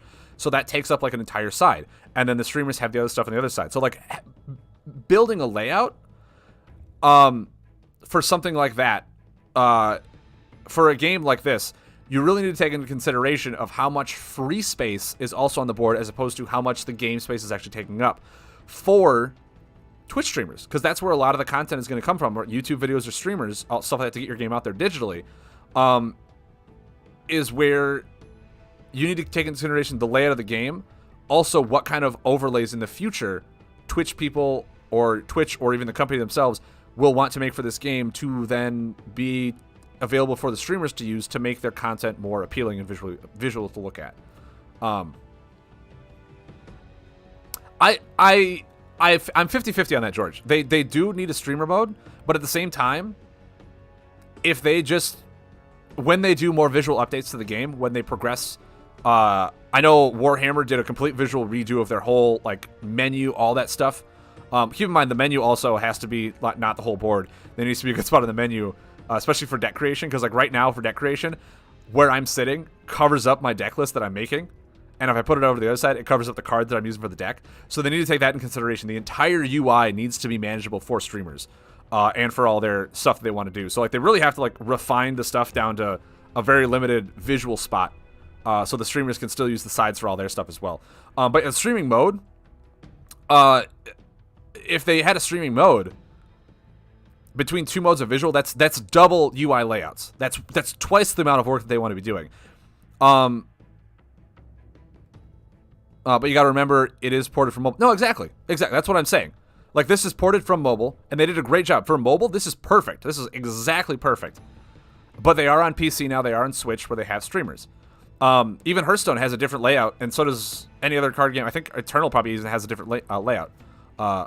Only initially. Ooh, Delzo won. Ooh, getting some spice. But yeah, like Hearthstone, if you look at the phone layout that they had from the PC version, the layout on that is completely different. It looks very similar, but the board is stretched for the whole phone because there's no way you can have Twitch from a phone. Like, there's no way to do it. I'm not sure. I haven't looked at Eternal's phone base as opposed to the PC base, but I'm sure that layout is completely different where the board is stretched to fit the whole phone because there's no reason for the phone version to have the same layout as the PC version, because you're not going to put things on the side of the phone version. There's no side.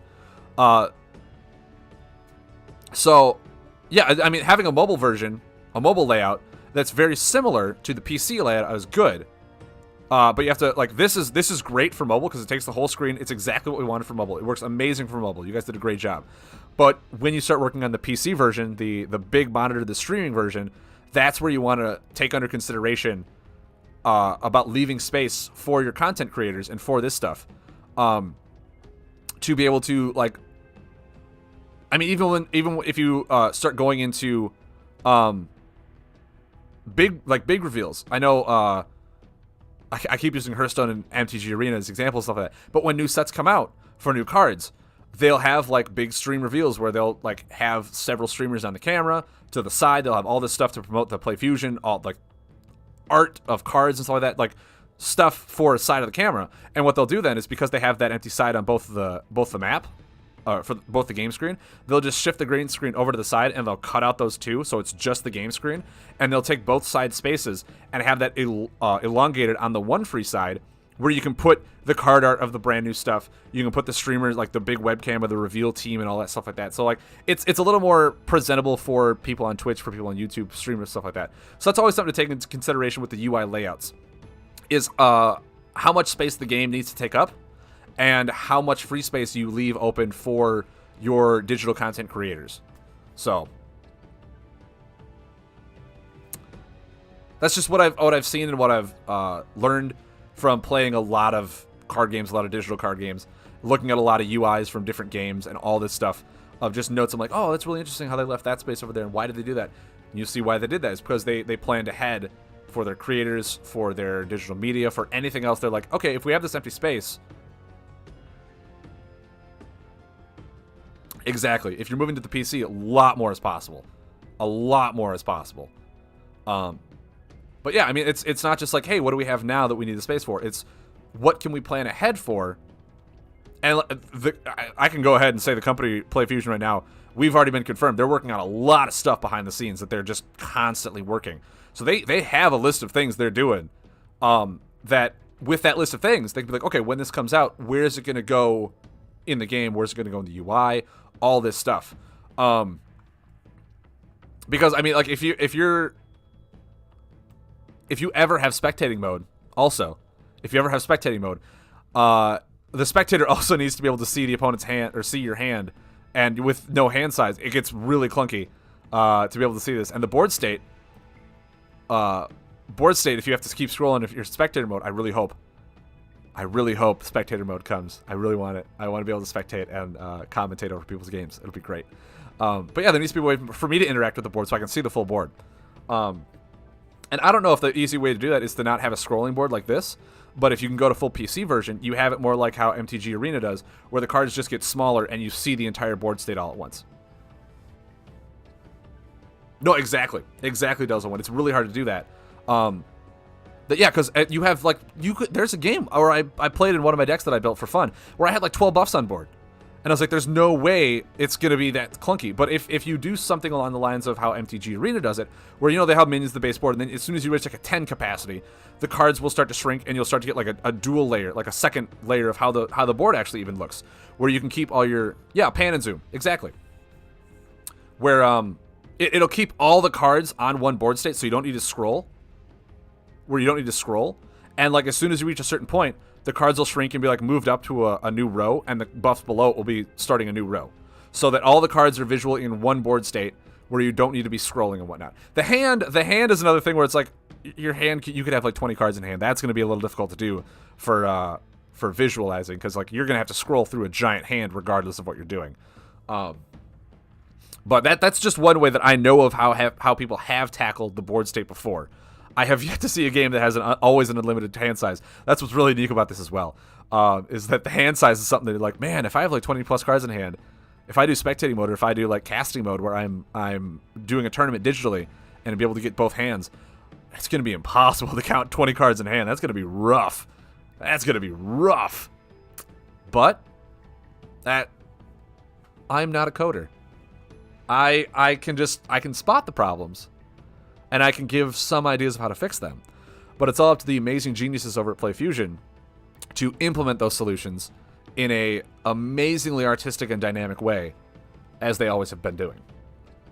So everyone over there, Delzo1 especially, and everyone at PlayFusion, you guys get my full 100% support on all this stuff. And I hope that what I'm saying isn't being like, dude, shut up, we understand, we know that. It's like, okay, you know, it's reasonable, it's understand. But that's what's awesome, is you guys listen to the community and you don't give a sass like, wow, that was a really dumb idea. It's like, oh, you know, we'll take that into consideration. It's always positive, and I love that about you guys. It's always positive. Now back to the game where I'm going to lose. Yay! I think I just pass. This is okay. Okay, I can still Mario Bard and take a bunch of damage. I can still do that. Really?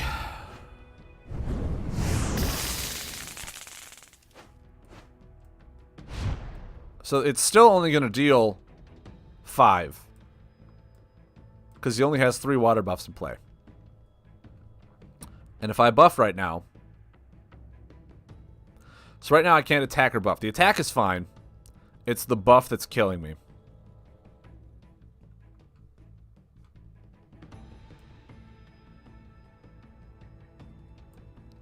But I can defend. So I can heal. We'll take that into consideration as the most political form of sass. Sorry, politically correct form of sass. But it's not even sass. I mean, it would be sass if we knew they weren't taking it into consideration. They're just like, we'll take that into consideration. No, the thing is, Play Fusion actually does take all this stuff into consideration. They listened to us. We were complaining about a lot of stuff, and they fixed it. They fixed it. They listened to us. And that's what's great. Is they are not a huge company yet. Huge company yet. Because you guys are growing. You guys are doing amazing. Like Blizzard or like Wizards of the Coast. Where they're like huge companies that have everyone sending in complaints. And they're just like, we'll take that into consideration. But at the same time, in the back of their mind, like, we've been doing this for like 15 plus years. You guys have been happy with it so far. Some of you not so much, but the majority of you is happy. We're fine. We're fine.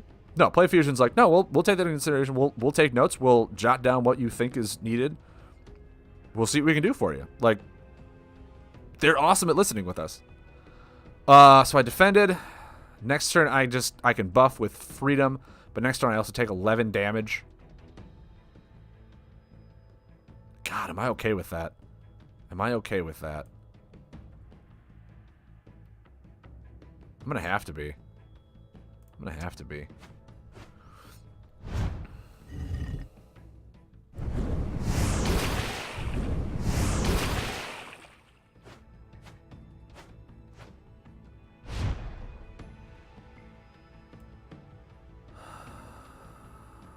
So...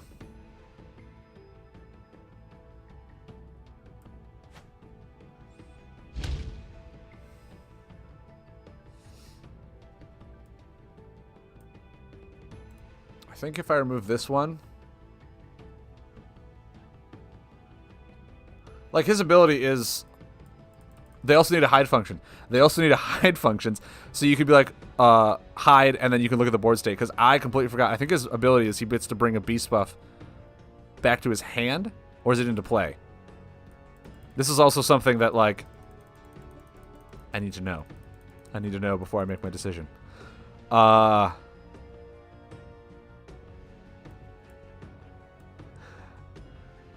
think that one is fine, so I don't take 6 more damage. He'll most likely remove this with his own Thunder Slug or something like that. We'll try. We'll try not to die, but, you know, it's who we are. And I'll put this out so if he does remove my Thunder Slug, I at least get to draw a card.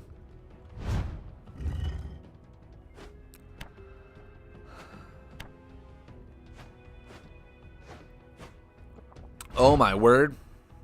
Okay, so it moves it into play. It moves it into play. Okay. Now... Good golly, Miss Molly. Do I only have 2 Font of Misfortunes? I think I do. I think I do.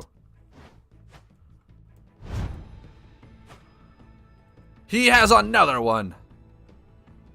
Alright, alright.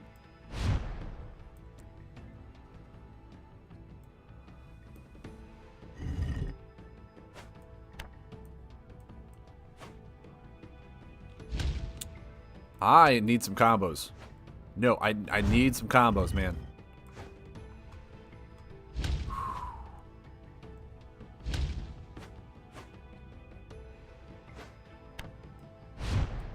Wait, what?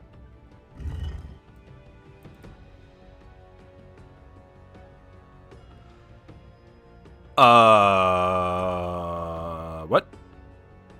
I mean, I'm okay, I drew a card. But that's clearly not how this card works. Could someone clip that? We're going to put that in the bug report. Because it says if this buff expires, draw a card. Unless there's something that I missed where he removes one of my buffs. Oh, no, I got it from the item. Duh, I got it from the Viserys Crown. Don't clip it. I figured out why it worked. We're all good. Oh, my God. I'm sitting here like, that's not how that works. But I completely forgot that I literally equipped an item and said if he removes one of my buffs, at least I get to draw a card. Not a minute before. Wow, I am so intelligent. Whoo! All right, I've solved my own mistake. I bet there's like 3 clips out there right now before I said don't clip it. So I can't defend. And I don't want to lay a buff because of that stupid thing. Oh, I needed more buff removal in this deck. Ah, I drew one. That's pretty cool. But I can't buff next turn, so that's also pretty cool as well. But now I can bring those stupid things back. I'm just dead. I'm just dead.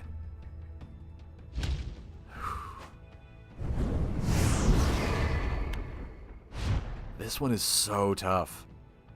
I can defend now. I can defend. I also have yet to pull a soul.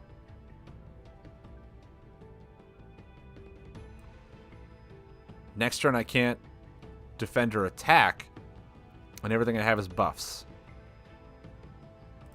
My word, this is horrible. Hey, I got my Pearl of Ashwood. Look at that. I did something amazing.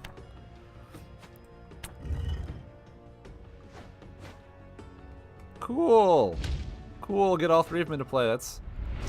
Oh, whoa, whoa, whoa, whoa, whoa, whoa. Whoa. Hold on. Hold on. What just happened? I can buff, right? Buff is the 3rd corner. Okay. What is going on here? Why is everything happening to me all at once? Okay. Now watch as he just kills me. Yep, look at that. Okay.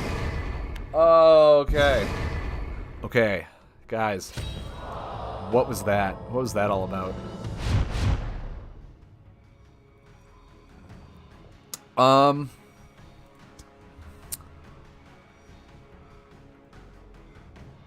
Too frequent Nightbot notifications. They trigger like every 30 minutes. Clipped it afterwards. Better than your first attempt? I don't think I did more than 3 damage to him. So I don't know how that could be better, Dells. Did you like die by turn 2? What happened? Oh my god.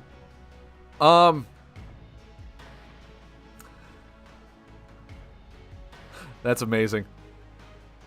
I do enjoy the hard work, man. You got 5 blobbies on you? Oh, man. That is brutal. That is brutal. I think what I'll want to try and do is Captain Dreadtail, because Captain Dreadtail, it's an ability that I trigger, and a lot of the cards he has aren't... God, those Thunder Slugs, though. Those Thunder Slugs, though. The Thunder Slug are what really hurts. Those things are so brutal.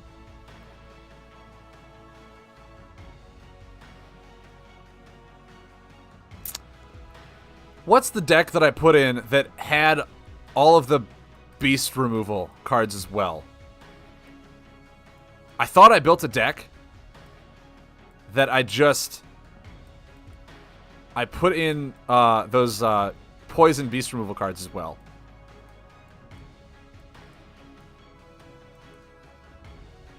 Alright, we're building the deck.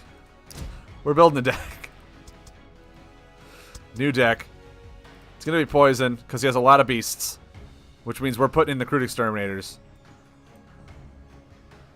We're putting in Shadow Puppets.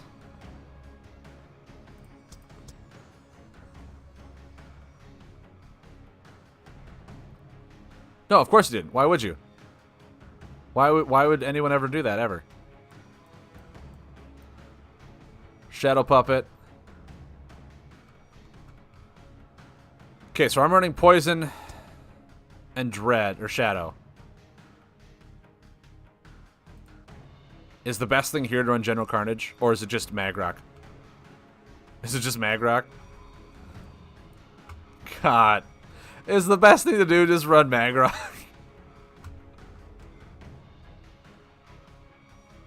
Like, tell me I'm wrong. Tell me I'm wrong.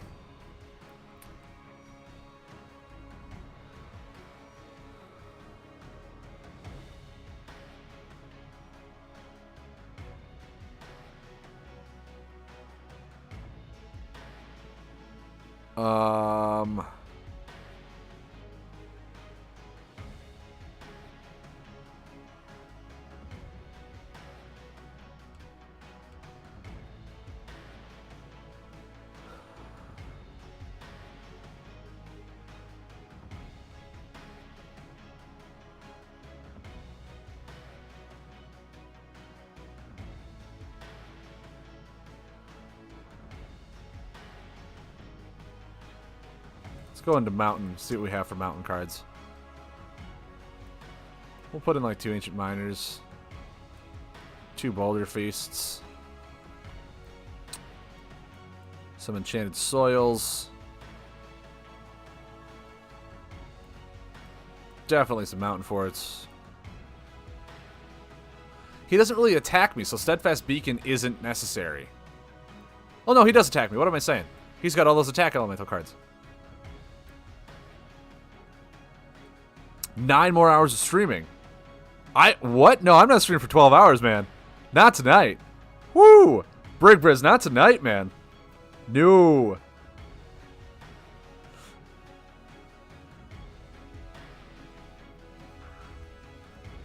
Oh, man.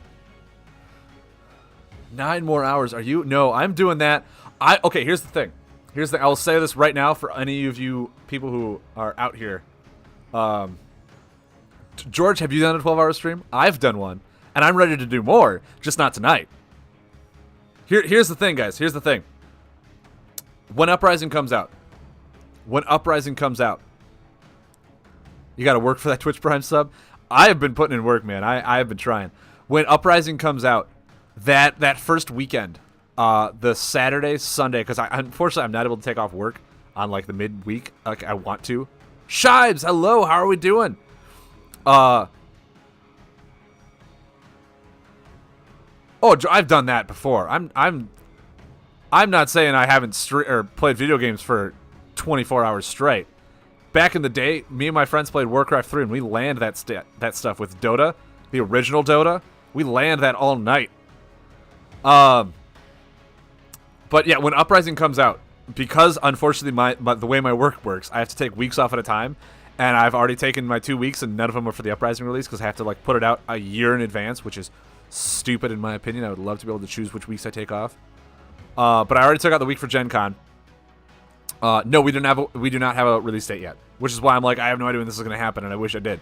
But the week that it does come out, that Saturday and Sunday, I'm doing back-to-back 12-hour streams. I've already told my girlfriend that I'm doing back-to-back 12-hour streams from Saturday and Sunday to just play Uprising that entire weekend.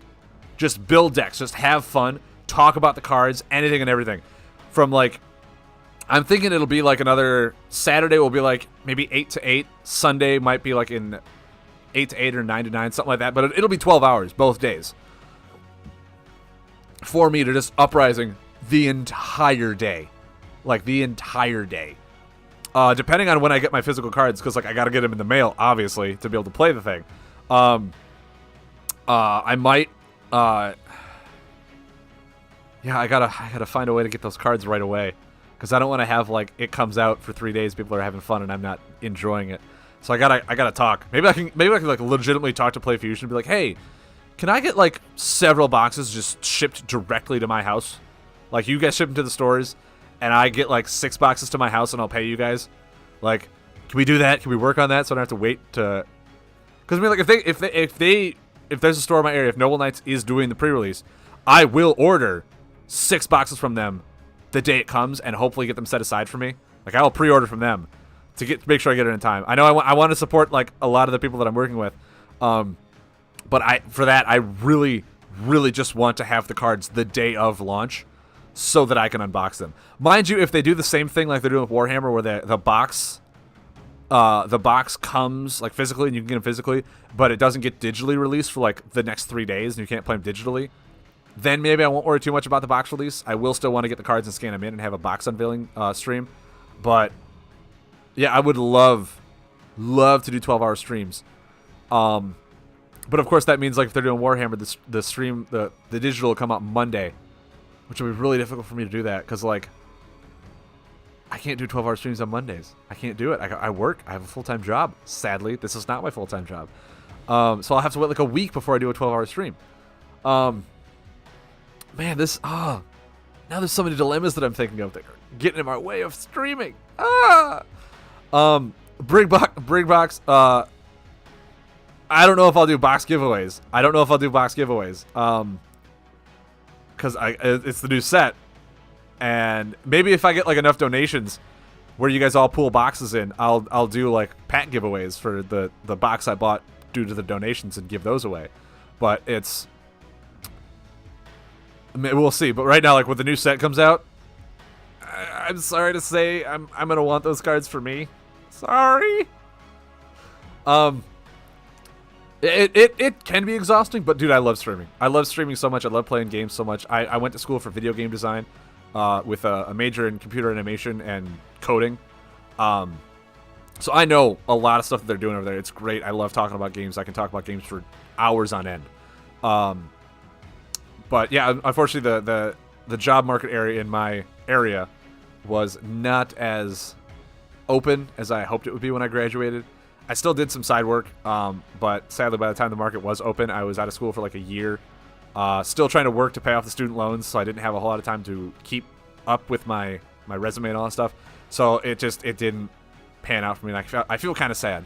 But this is my plan B: streaming and talking about games, using my knowledge to whatever bit I can about games that I know, and give discussions and talk. And I figure that'd be great. I figure that's what I could do.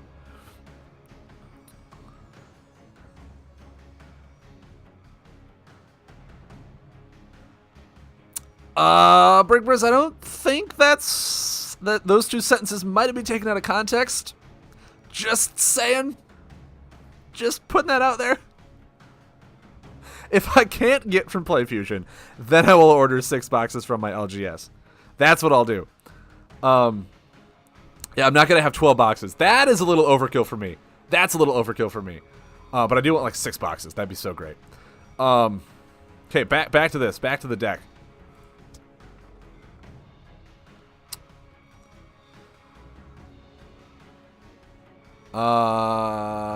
Gurgling Ooze. Where's Gurgling Ooze? So I can't buff. That'd be great. Yeah, Gurgling Ooze. Can't buff. Can't buff to save your life.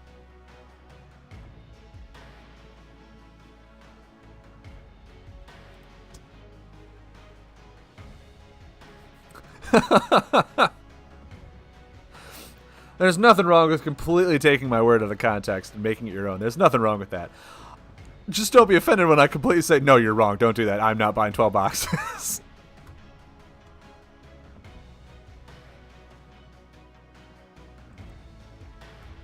Okay, what else can we do? What else can we do? Oh, ooh. Ooh. Okay, okay. Now I feel like we don't have damage. Now I feel like we don't have damage. Well, where's my infinite damage tentacles? Here we go. Look at that. We got tentacles now, guys. Who would have thunk it?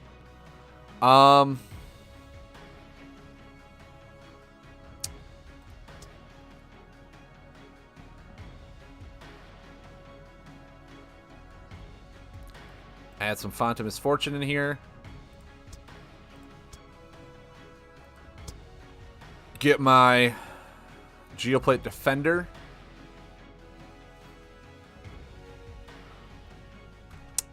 Man, Braidbriz, you're gonna make me sound like just a giant monster, aren't you? That is exactly what you want.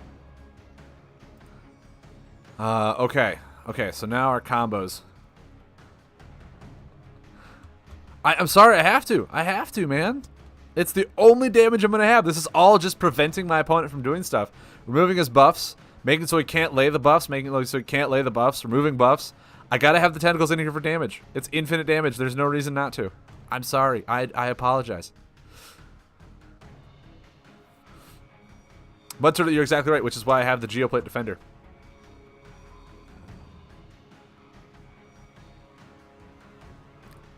So it's all just stall. It's all just stall until I draw the Geoplate, and then lay it and tentacle. It's all just stall until then. It's all just stall.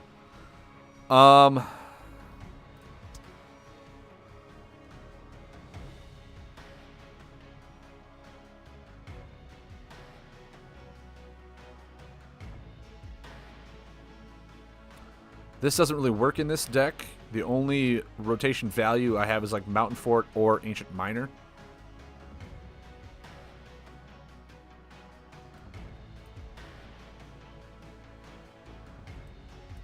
Ghostly Grasp. I can still run these broken cards though.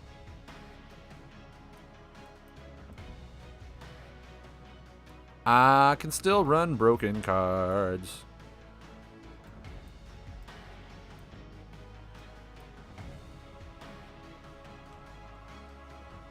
He doesn't really attack me. Well, no, what did I say? He does attack me. Doi.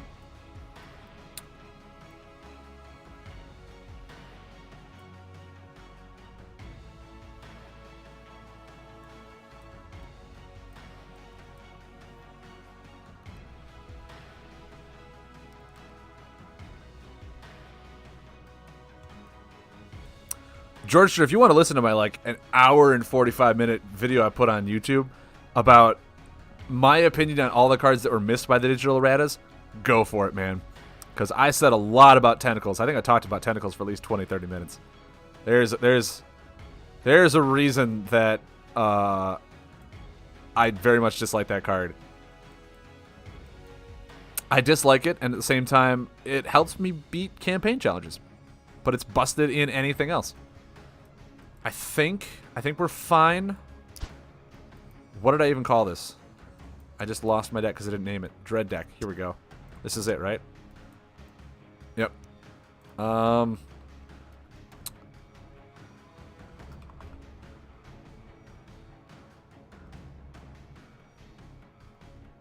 If it wasn't Dread, you wouldn't mind it? Yeah, I mean... Let's put it this way. If it wasn't Shadow, that would help too. Shadow, like being put in Shadow literally means that Dread is Dread and Shadow is its own thing. Like, that's just busted. That Shadow literally has the Abyss Weaver, the Abyss Hoarder, the Abyss Tentacle, the Abyss Shades. It has everything that triggers off abilities. So all you need to do is, hey, if you're running... It's called the Abyss Package for a reason. Because if you're running anything that requires abilities, just put a Shade Ripper in there and run the Abyss Package. But Tempest and Tentacool?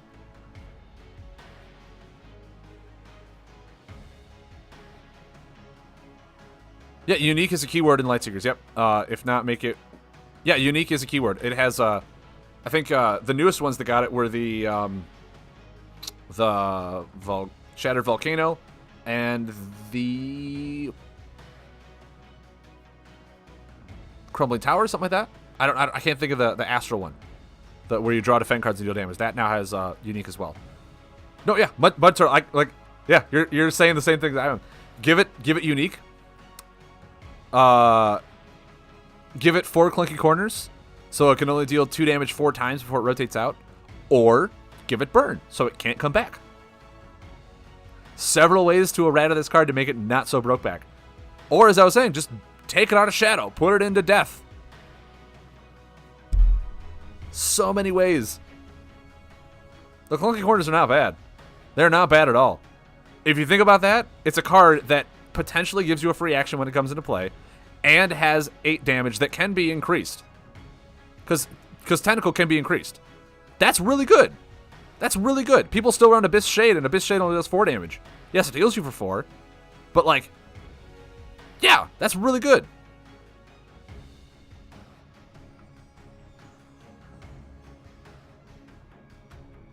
That's exactly why.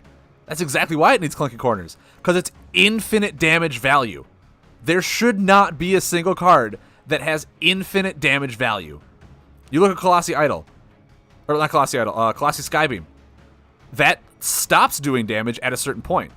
You look at the Creeble card that deals... The Creeble Infiltrator deals damage, but stops at a certain point. Hopper... Dells, you just... Why? Why you gotta bring that up? Huh? You know that just, like, gets me in one of those anime, like sad lines all over my face. Hopper, yeah, Hopper is infinite value. But Hopper also restricts you. Hopper also restricts you from laying any more buffs. Tentacle, yes, it is restrictive where you have to activate abilities. But if it was like a restricted ability, like the next time you use a non-item ability, yeah, that means your buff abilities have to be it. It's like the ability can be put on an item, and items are a lot more difficult to remove than a lot of people think, unless you tech for them. So having an item that you can just trigger the abilities is broken. And with the Dust Talon Assassin to trigger 2 abilities in 1 turn, that's 4 damage from Tentacle, plus whatever damage from the item that you're using, plus the 3 damage from Assassin. That adds up really quick, as we found from Magrock that can do like 26 damage in 1 turn with those tentacles. Like, it's broken. Or just make it so that tentacles cannot be increased by damage. Have it so they can't be increased. There's so many things that can change about tentacles that they just haven't done yet. And I don't know.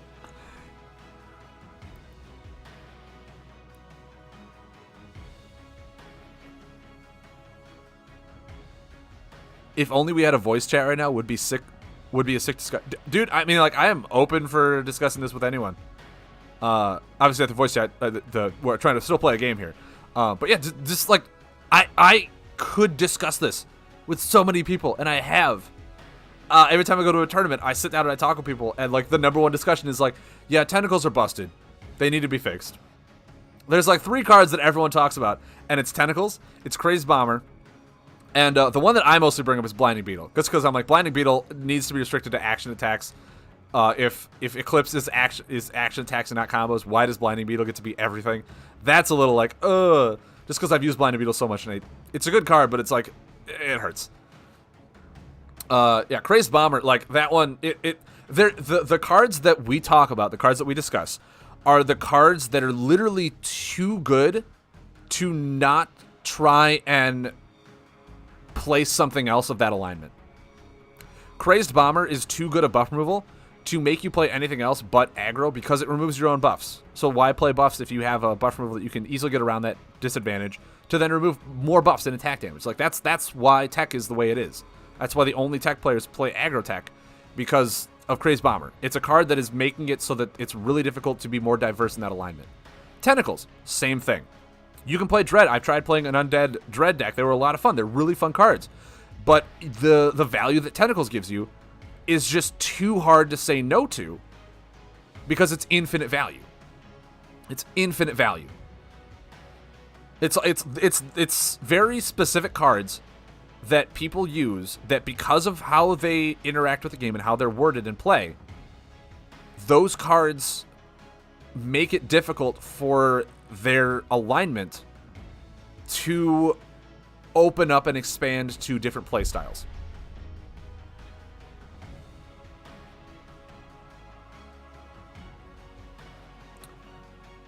Mainly playing tech to mountain because of Bomber. Yeah, I mean, it's just, there are some cards that either need to be changed or like almost replaced. Just have them also rotate out, put in something else. We've made our mistakes in Awakening. We all agree that.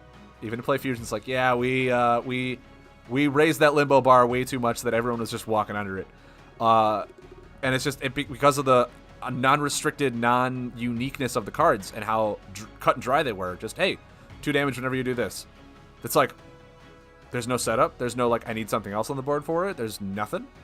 Really? Okay, then. Like, that kind of thing is like, yeah, maybe we should have rethought that. And they are. They are rethinking it with Kindred and with Awakening. And it's awesome. It's awesome they're taking all that in consideration. Also, I just now realized what I left this deck name as. That should not be up there.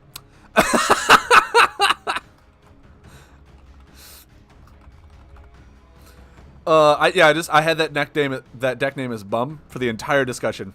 It's just, there's a weird bum right above me for like 15 minutes. That is great content right there. Hey, what deck you playing, Razor? Oh, it's my bum deck. It's just bum. I said Bumbler beatdown. It should be, yeah, bumpy. It should be bumpy.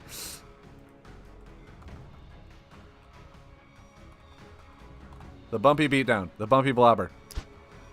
The bumpy blobber beatdown. Add bum just right above me for like 15 minutes. No one said anything because we were having a great discussion about tentacles are bad. And no one was like, dude, has he got a bum on his head? He's got a bum on his head, doesn't he? Look at that. He's got a little bum on his head. All right, let's try this. We have a lot of beast hate. We have a lot of buff hate. Just a lot of hate on this specific deck. Yeah, exactly. I didn't even notice, so I was like, I should finish naming my deck. Is that really what I'm naming right now? Oh my god. Oh man. I think I'll pass draw.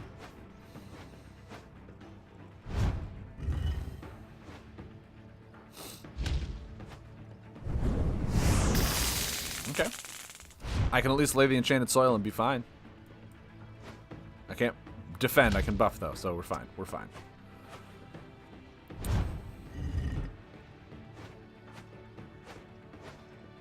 Oh, the monk? Yeah, the monk is really good, too. Yeah, the Creeble Monk. To prevent him from bringing those cards back. Yeah, yeah. That's a really good idea. It's probably better than this Font of Misfortune, that's for sure.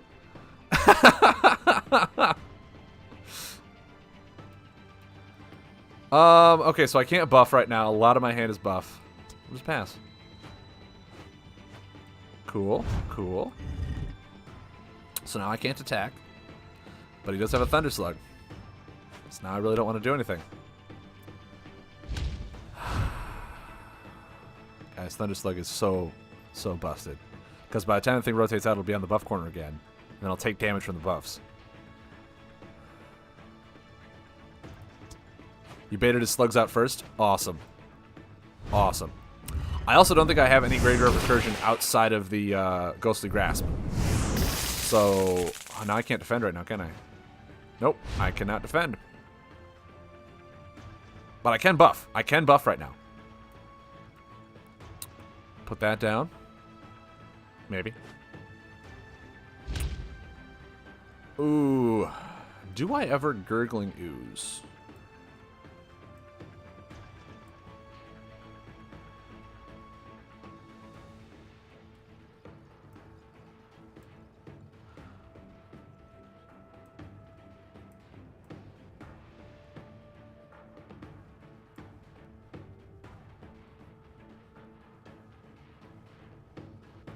I don't even have an item yet for the Abyss Tentacle, so I got a Shadow Puppet, so I can at least attack him. Question here is, does Gurgling Ooze, it just says your target can't buff. This moves a buff into play, so I think this gets around Gurgling Ooze. I think it gets around Gurgling Ooze. I really do.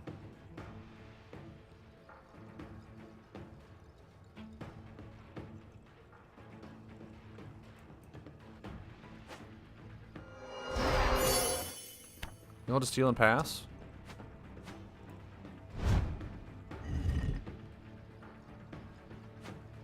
Healing Rain. What did I just see him pay that with?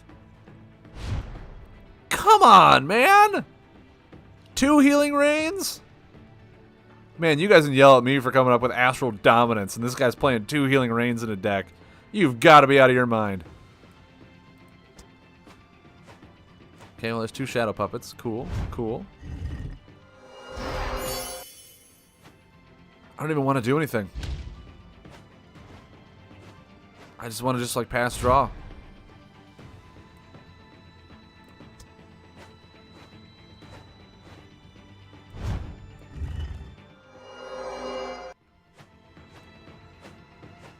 So I can't buff.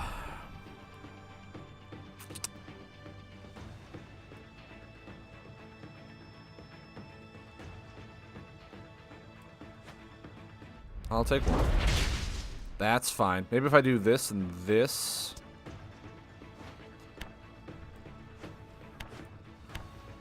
I'm just gonna test this.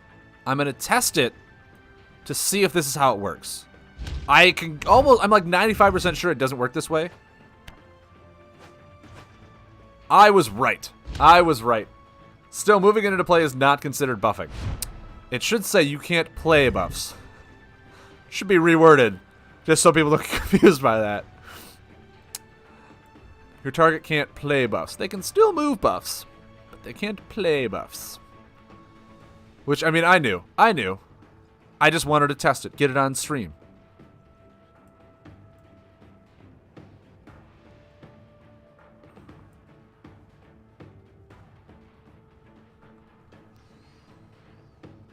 think I still pass. I think I still pass.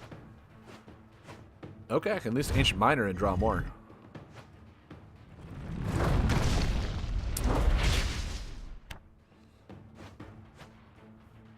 Move should have black text. I mean, maybe. Move should be another keyword as opposed to play. Because play is a keyword. I could see having a move be another keyword. They just added in.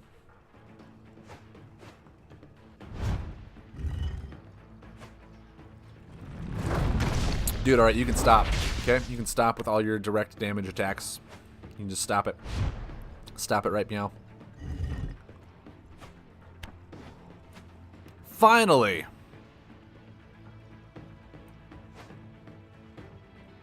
Although I wanted to lay... Oh, that's right. It doesn't consume the action. That's right. I was like, I wanted to lay my Boulder Feast. But it doesn't consume the action. Even though I already have Mountain. Even though I already have Mountain, it did not consume the Mountain. He's laying them both in that corner. Interesting. Maybe my Gurgling Ooze really did offset him that much. It seems weird. But I'm not opposed to it. So I just can't attack him, right? This is defending. I'm fine with defending.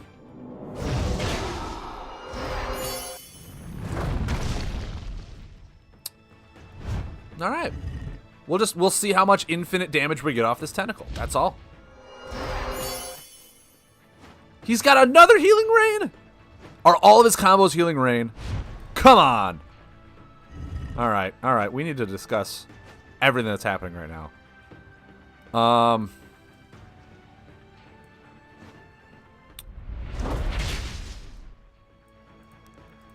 You and you can go away.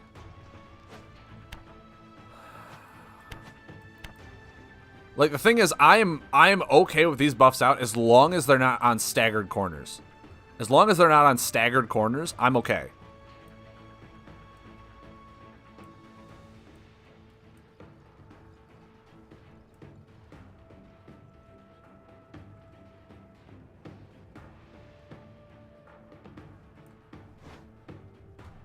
No beast for you. No Thunder Slug, none of these stinking crabs. None of them.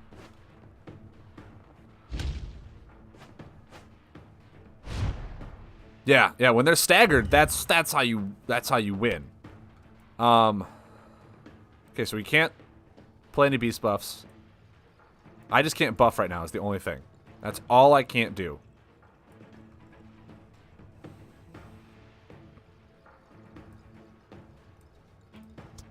So I'm going to just do this, see if I can get some more damage. So right now, let's keep track. This tentacle has done 4 damage this game so far. We'll just keep track of how much this tentacle does before he removes it. Mountain Fort doesn't seem that bad.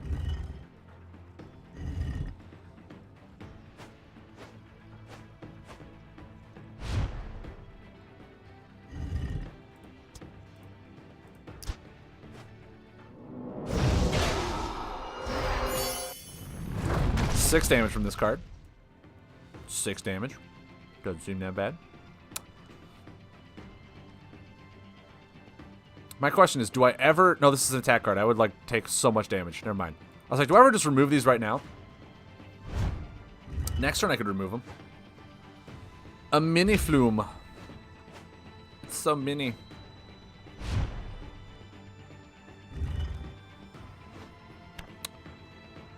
But I think I still do this one more time.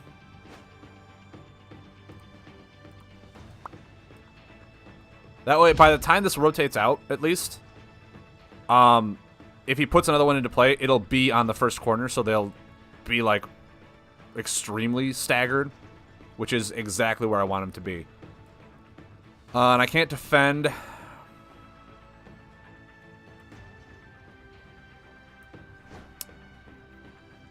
Think we're good on that?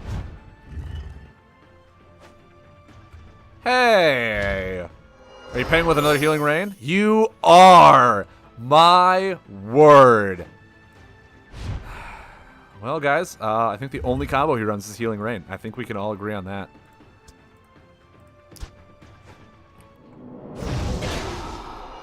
So it's done 8 now. It's done 8 in case you guys didn't count. Ooh,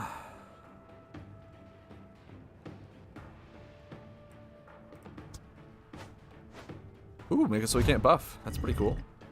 So they'll stagger. Oh, no, I miscounted the corners. Oh, I'm so dumb. No, they'll be on the second corner now.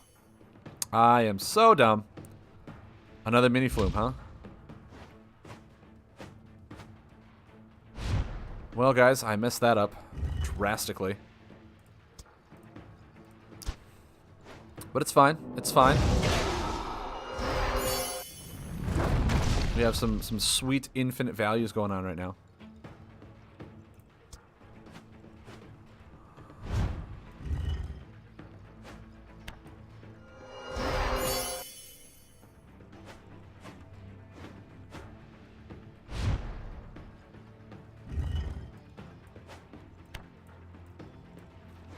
Let's go. We'll pop that thing down.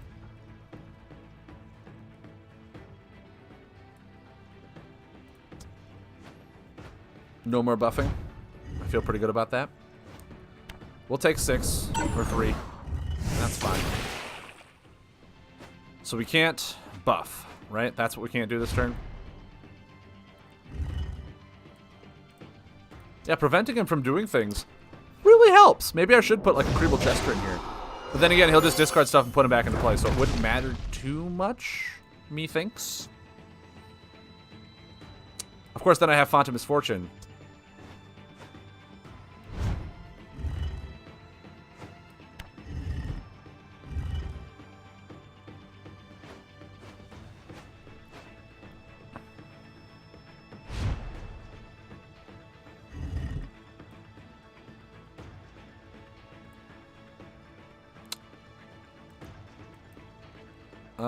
Yeah.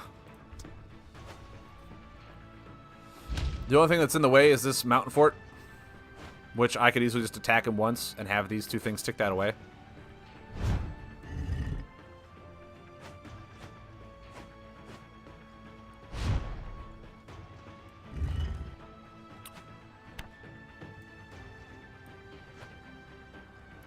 Is the Embers? Good morning. How are we doing?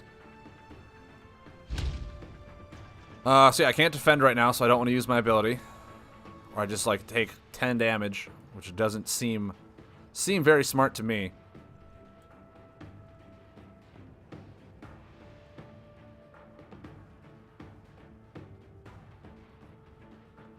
I don't think I need to get rid of these right now. Pasteurize at 1 card left. A mini flume, okay.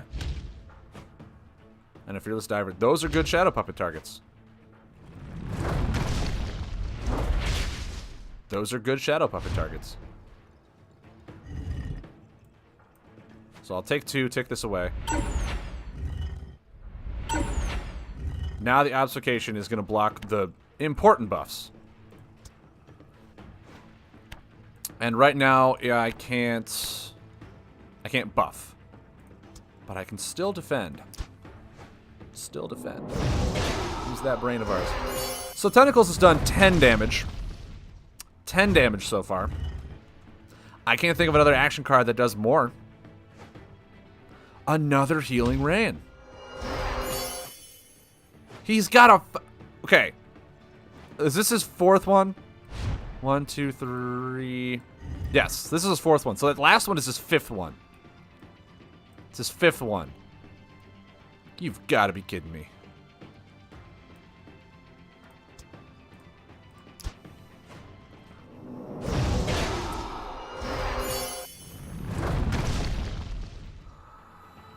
Okay.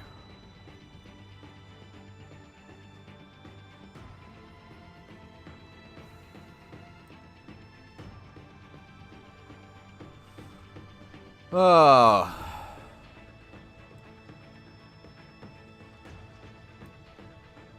He's gonna get those things staggered so much now, isn't he?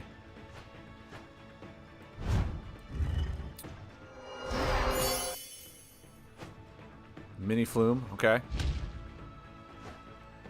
Another Faceless Diver.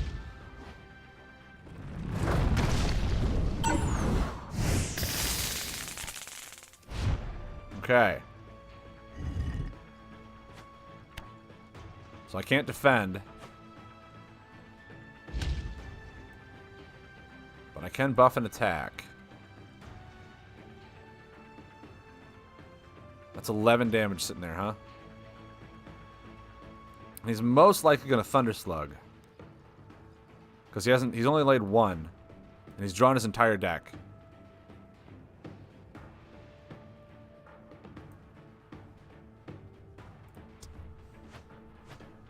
Well, I got another tentacle. Got another tentacle because we're that good. We're just that good. Yep, there's a slug. Called that.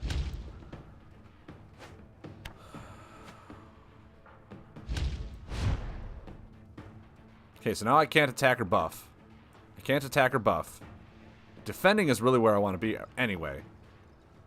Next turn I won't be able to attack or defend. So I'll be able to buff.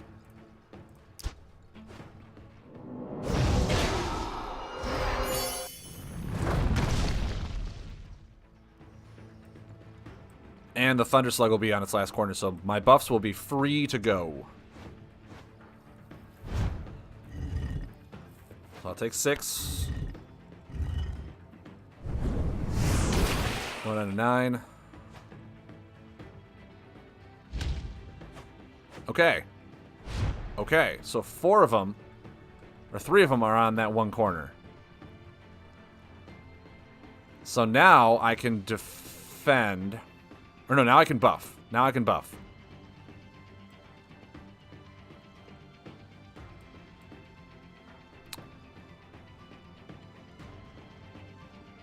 Next turn I'll be able to attack, right? Next turn is my attack. So what I can do is hopefully use this to bait out his Thunder Slug. Because if I bait out his Thunder Slug and then I start just Crude Exterminating and Fount of Misfortune, means he can't bring these things back.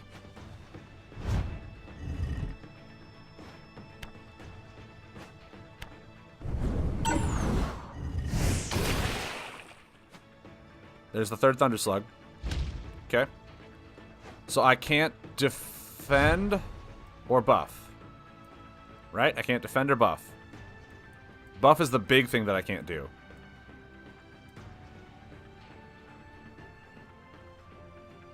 Ooh. Ooh, that stinks. Not being able to defend or buff means I have to attack.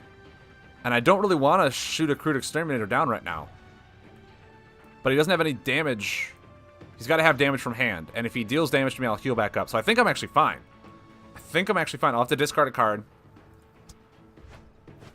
Discarding Ancient Miner's A-okay. I don't need draw right now. I don't need draw. That's perfect for me. Okay. Okay, guys. I think we're going to get this. He's out of Thunder Slugs. I just can't buff or attack. Oh, are you serious? I can defend. But I can't buff right now. Next turn I won't be able to attack or defend. I need to get back to the defend buff.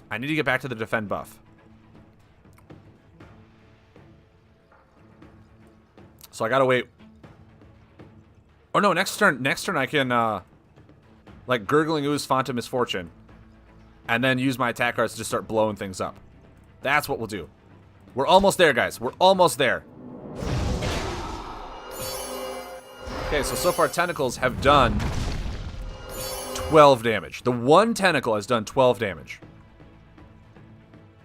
And I gotta discard a card. I think I'll just discard Poison Spray. I don't think I need it. And if it's here, he can't heal. In case he tries to do his last,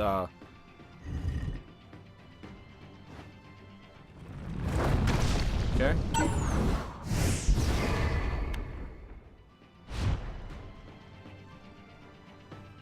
So guess who can buff now?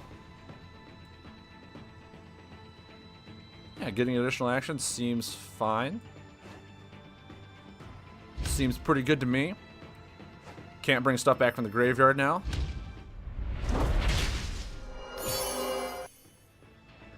I mean, Gurgling Ooze, he doesn't have a whole lot more buffs, right? Maybe I just do this? Because, like, he's got to have just attack cards in hand. I can't imagine what other buffs he would be running. He's all out of his divers. He's all out of his flumes. He's all out of his combo buffs. He's all out of his thunder slugs. Yeah, he's just got attack cards now. That's all he has is attack cards. But I can attack you now.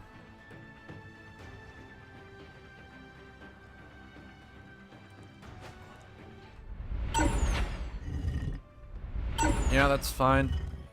Whatever. You and you can go. You can't bring them back from your graveyard.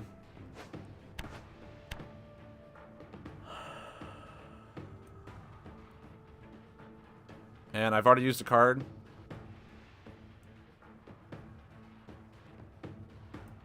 Just put that into play. Oh god, it's a buff. Oh god, if I just lost on that. If I just lost on that.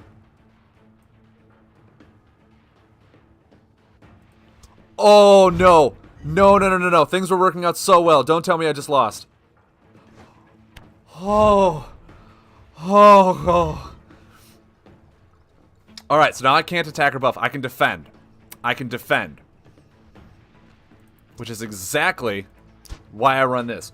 Oh my god, if I just threw the game right there because of that.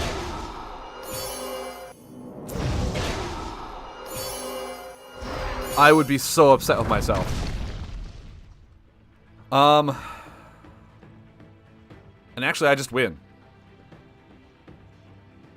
But I'm gonna win in a way that I appreciate it. So I'll take 8, right? No, I'll take 9 and go down to 2. Take 9 and go down to 2.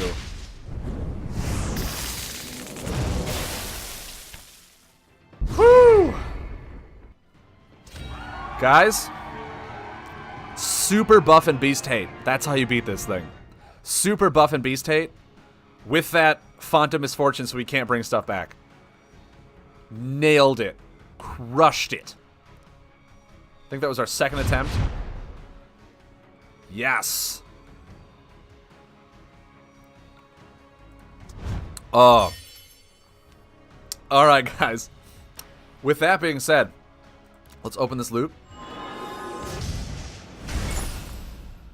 100 more shards. Actually, 105 more shards. Alright, alright, alright. With the broken Magrock. I mean... yeah, because I tentacled at the very end, which was what my plan was originally. But, yeah, let's... no, it's with the broken tentacle. Okay, with the broken tentacle. If that tentacle had clunky corners, that one tentacle would not have been able to do 16 damage in one game. It would have capped out at 8 with the clunky corners. Nothing wrong with that. Nothing wrong with that. Would have had to bring it back. Even giving it unique, he was unable to remove it with obfuscation. Give it clunky corners. Give it clunky corners. All I'm asking for. There's no reason that one action card should be infinite value behind obfuscation. It is an action card. No. No, no, no, no, no, no. No, no, because unique does not solve the problem. Unique, still in that situation, would have been 16 damage from an action card. Give it clunky corners. Give it the exact same thing they gave every other Abyss card. Abyss Hoarder, Abyss Shade, Abyss Tentacle, Abyss Weaver, all now have clunky corners. Well, Abyss Hoarder doesn't. Abyss Hoarder's, you know, it's also not even an elemental. It's an undead. But Shade, they gave Weaver clunky corners, and that's still a good card. I think that's a very well-balanced card that can heal you for 4 when it comes into play and gives you additional 4 healing. Additional action with 8 damage on top of it. Give it clunky corners. Give it clunky corners. That's the one I'm voting for. Out of all of them, out of the unique, out of the burn, out of everything, clunky corners is the one I want. That's what I'm asking for. Give it banned. You can do that too. You can do that too. Just ban tentacles. The Abyss Shade and Abyss Hoarder are very well good enough to run with it. You can ban it too. That's the thing about Turtle. It unique and burn would, in a sense, do what you're thinking, but in literally this scenario, 4 Clinky Corners. 4.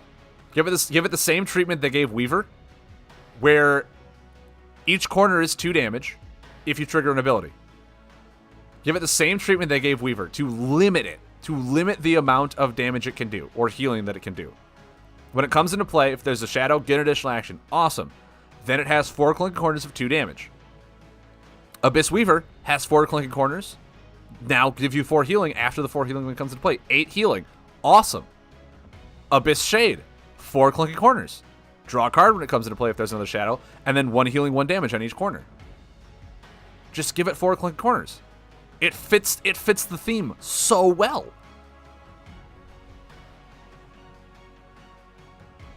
And I bet you, people will still run the tentacles to get additional actions when they come into play because of how buff reliant Dread is.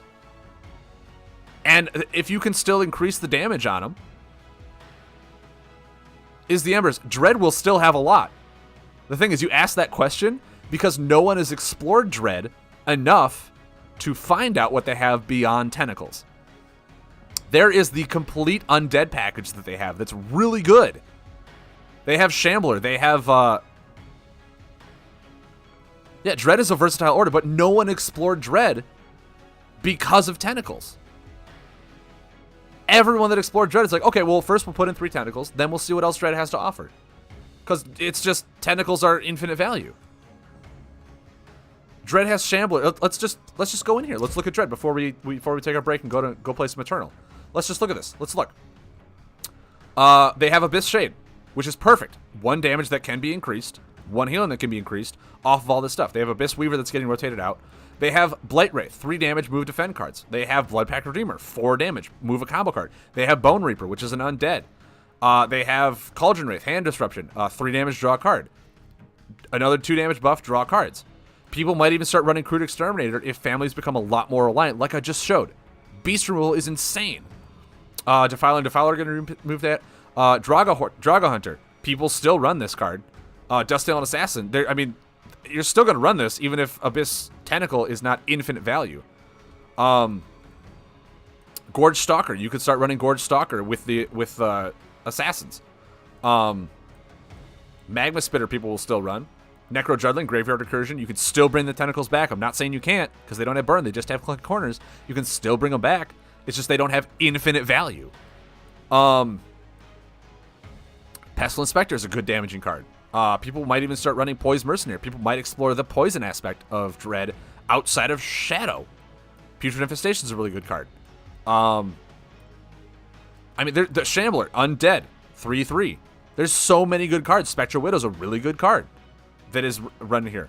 Mind you, you also will have all of the Uprising cards. We've seen some really cool and dynamic Uprising cards. Umbron seems like they're going to be fitting really well into Dread. You can start building an Umbron deck. Like, the fact that you said, like, then what does Dread have if you kill tentacles? Literally just proves my point that without tentacles, people will then start to explore what Dread has. Because Dread has been so defined for tentacles that tentacles are literally holding Dread back from evolving and growing as an element. Because Dread is tentacles. It's not anything else. It is tentacles.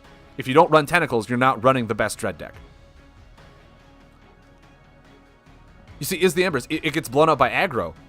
Then, if that's what you're losing to, you know what you could do? You could start putting in some, what's the card I literally just ran? It's a buff that literally makes it so your opponent can only take 1, Plaguebringer. For 2 turns, your opponent can only take 1 action. That slows down people dramatically. You could run a lot of the really good just healing. Put in some Wall of Bones. Yeah, Umbron Terror Guard. Make it so you're immune to death at below 10. As we found, turns out getting below 10 and staying alive isn't that hard to do now. But like there's so many ways to play with Dread.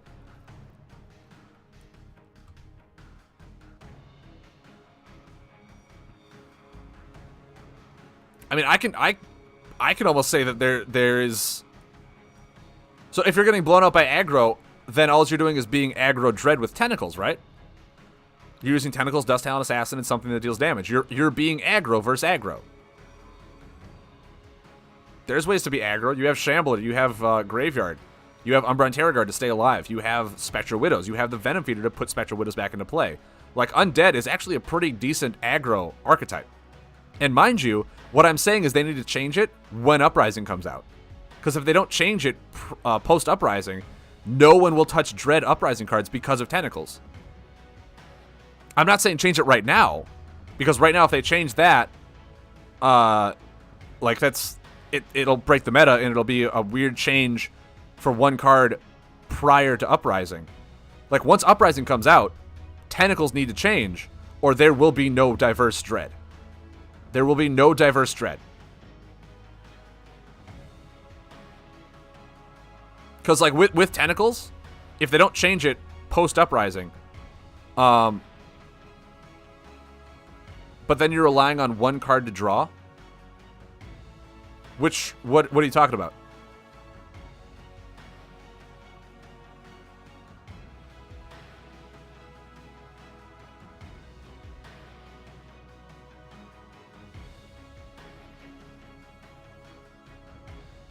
Umbra and Terror Guard is just if you're below 10. That's not a card you want early game. You'll want that by like turn 4 or 5. In which case you also put Wall of Bones in there. You can splice in other colors as well. There's a shadow or a undead card up here. Let me just go to the undead, it'll help search for it better. Fallen Guardian. Damage reduction on its last 2 corners. Like there's a lot of ways to reduce damage in Dread. Damage reduction here, damage reduction with Wall of Bones. Mind you, this is getting rotated out and whatnot. But there's also, you have Bone Reaper, which is 4 damage, 4 healing. Like you can fight back. You're saying aggro will blow to pieces. Aggro will blow a lot of people to pieces. You also have to remember right now is the Embers, aggro right now will not be what aggro is when Uprising comes out. Because they're losing a lot of Awakening cards.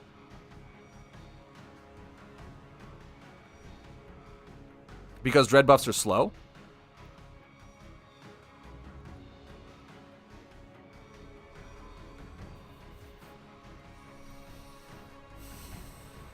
I kind of disagree on that. I really do. Because, I mean, Tentacles isn't what saves you against aggro. Tentacles is not what saves you against aggro. Because for Tentacles to work, you need to have the Tentacles out. You need to have an ability to activate at all times. Could be your hero power or whatever. But that doesn't save you. That applies pressure. That just does damage. The Dread buffs being too slow, I don't think Tentacle is the answer to aggro. Because like if you're relying on Tentacles to beat aggro, that's damage beating damage. But I mean, you also have a lot of combos right now that are damage prevention, that are healing, that are stuff like that. Infinite damage is needed to counter sustain. No. I don't think that is the fix. I think that infinite damage shouldn't be an answer. I think fixing sustain should be the answer to sustain. And by that, I mean that you should not be able to build a deck that can always have more healing than something that can only cap on damage. Because if you think about this. Insect Swarm. Insect Swarm is not a problem buff. All it does is 1 damage at the beginning of your turn, and it sits out there constantly. No one has had a problem with that. No one has had a problem with Insect Swarm. It's an annoyance, yes. So maybe the answer isn't to do that to Tentacle. Maybe the answer to Tentacle is to make it 1 damage instead of 2. Or make it so that it cannot be increased damage. Like, there's a lot of things that can be changed with Tentacle. But the way it is right now means that Dread, as an order, will not grow. That's my statement that I'm saying right now. The way that Tentacle is, if it does not get changed, Dread will be at a standstill and will not grow as an order. Because of that 1 card.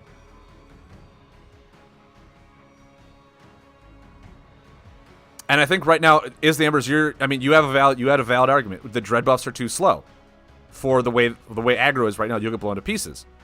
True. But like I said, once Uprising comes out, aggro will not be what aggro is right now. And you'll have a plethora of new cards in Dread that could help you.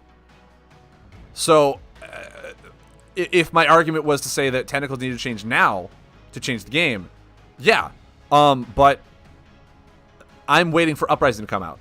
And with that, I have a plethora of variables to toss at you saying that, well, a lot of the attack cards are being removed, a lot of aggro is getting removed. You're going to have plenty of stuff to do, and the way aggro is going to evolve, Dread could easily evolve with it and get a lot of cards to help you sustain. Yeah, no, I'll talk with you about it, man. I will talk with you about it every day. And we can discuss which ones we like, which ones we don't like, and we can banter back and forth if you want. That's fine with me. I'm willing to have discussions with anyone and everyone on here. But I do not... If it gets... George, if it gets unique, it also needs to have burn.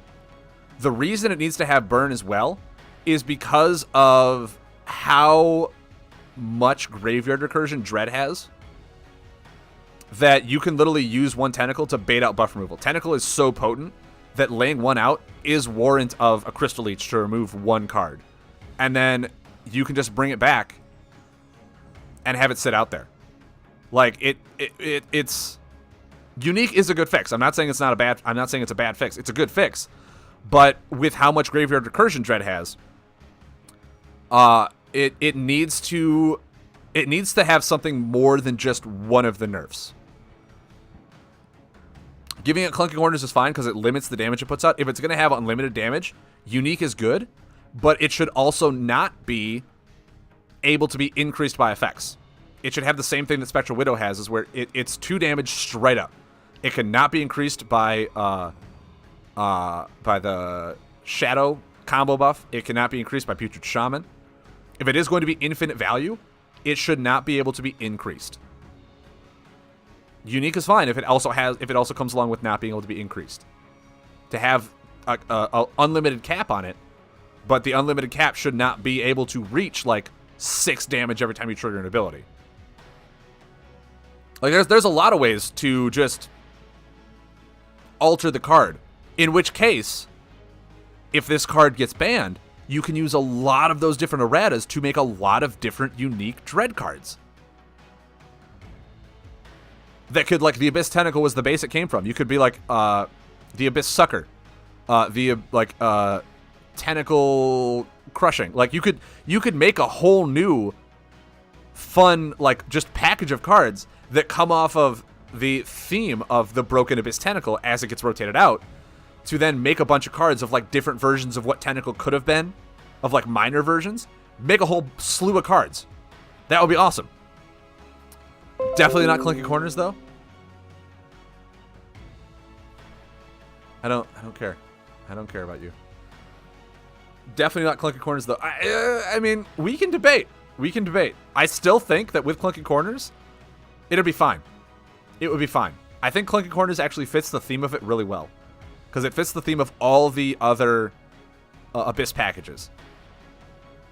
Like, I understand that, like, it decreases the amount of value out of it, but if you give it Clinking Corners, you can put no cap on the damage increase.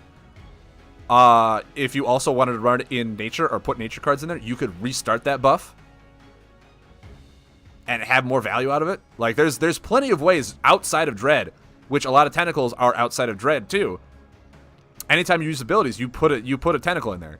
Like, there's many ways to bust that card. If you run it in tech, give it to the last clunky corner, then return it to your hand, and then lay it again.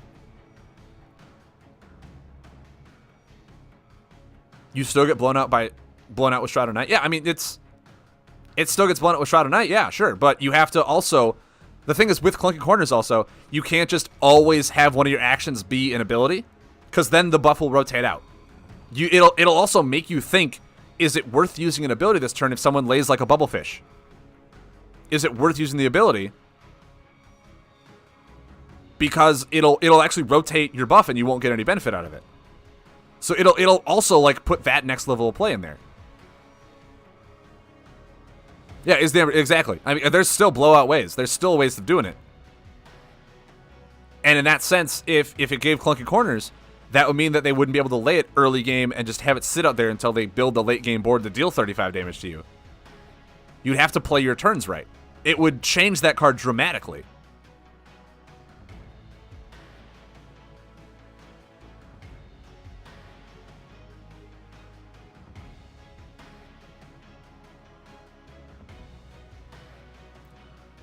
George, I can go ahead and say this right now.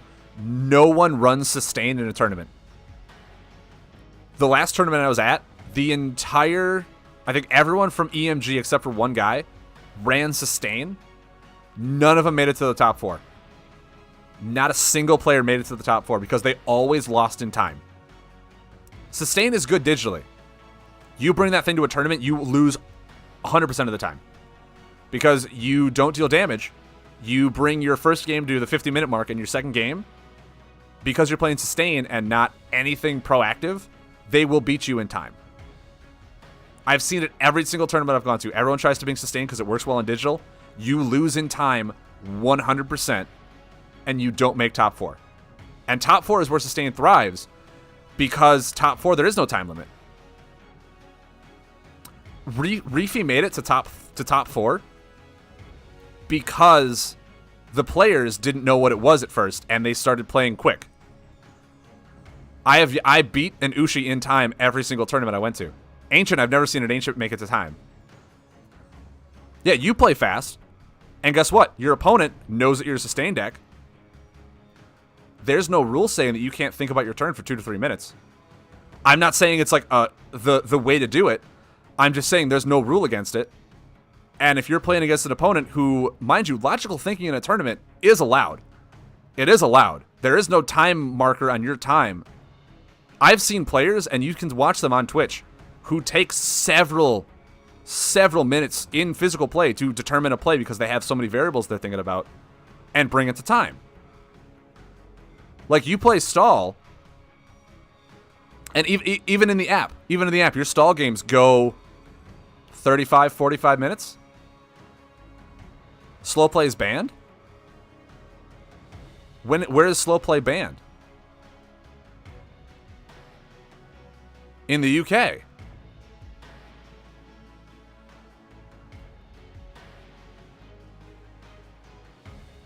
No, in every tournament I've been to, there is no, like, he's clearly taking too long. Like, none of that. It's not, any tournament I've ever been to, there is no, like, dude, he's taking like 5 minutes to decide a turn. Because how do you know? I mean, I could also have like 16 cards in my hand and I'm trying to sift through them of determining the best play. So I'm just saying that in all the tournaments I've seen or been to, fatigue or stall never makes it. Because what you could also do is you could play it smart and have your first game go to time, and then in, rounds or games 2 and 3, it's pretty easy.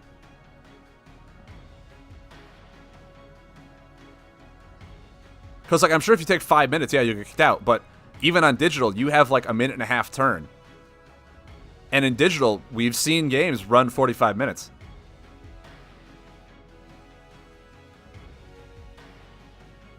That's fine if you guys want to say that. I'm just saying, like, I have yet to see a tournament where people win with fatigue that I've been to. I know that it has happened. I'm not saying it hasn't happened, but that's because both players are like, just draw. Like they're trying to figure it out as they're drawing, and they're instinctively just passing. But I mean, you can take a minute turn. That's not slow play. That's contemplating your turns. Using that to your advantage is fine. I'm not saying, like, you can't rush an opponent and say, like, he's taking 30 seconds on his turn, he needs to do something. Like, no, he's thinking. And if you can play your combos right, lay all this stuff right, I wouldn't say that. I wouldn't say that at all. The Grand Halvar that won prior to the erratas?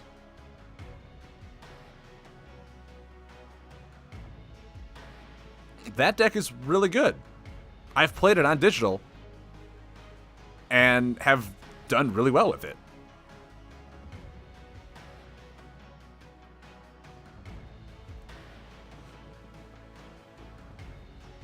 Like, we will keep having this discussion, but right now I'm gonna go get a new water bottle, and then I'm gonna start playing some Eternal, and then we'll come back and we'll come back to this. But I'm pretty sure that you can't just have a judge sit there and be like, he's taking 30 seconds for his turn, get him moving. Like, agree to disagree, George. Agree to disagree. From what I've seen from the UK meta, it's 3 decks.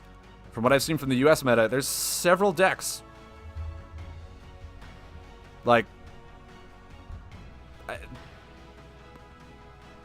we're very diverse. We like to test things. All right, I'll be right back, guys. Then we will talk some more. Don't go anywhere.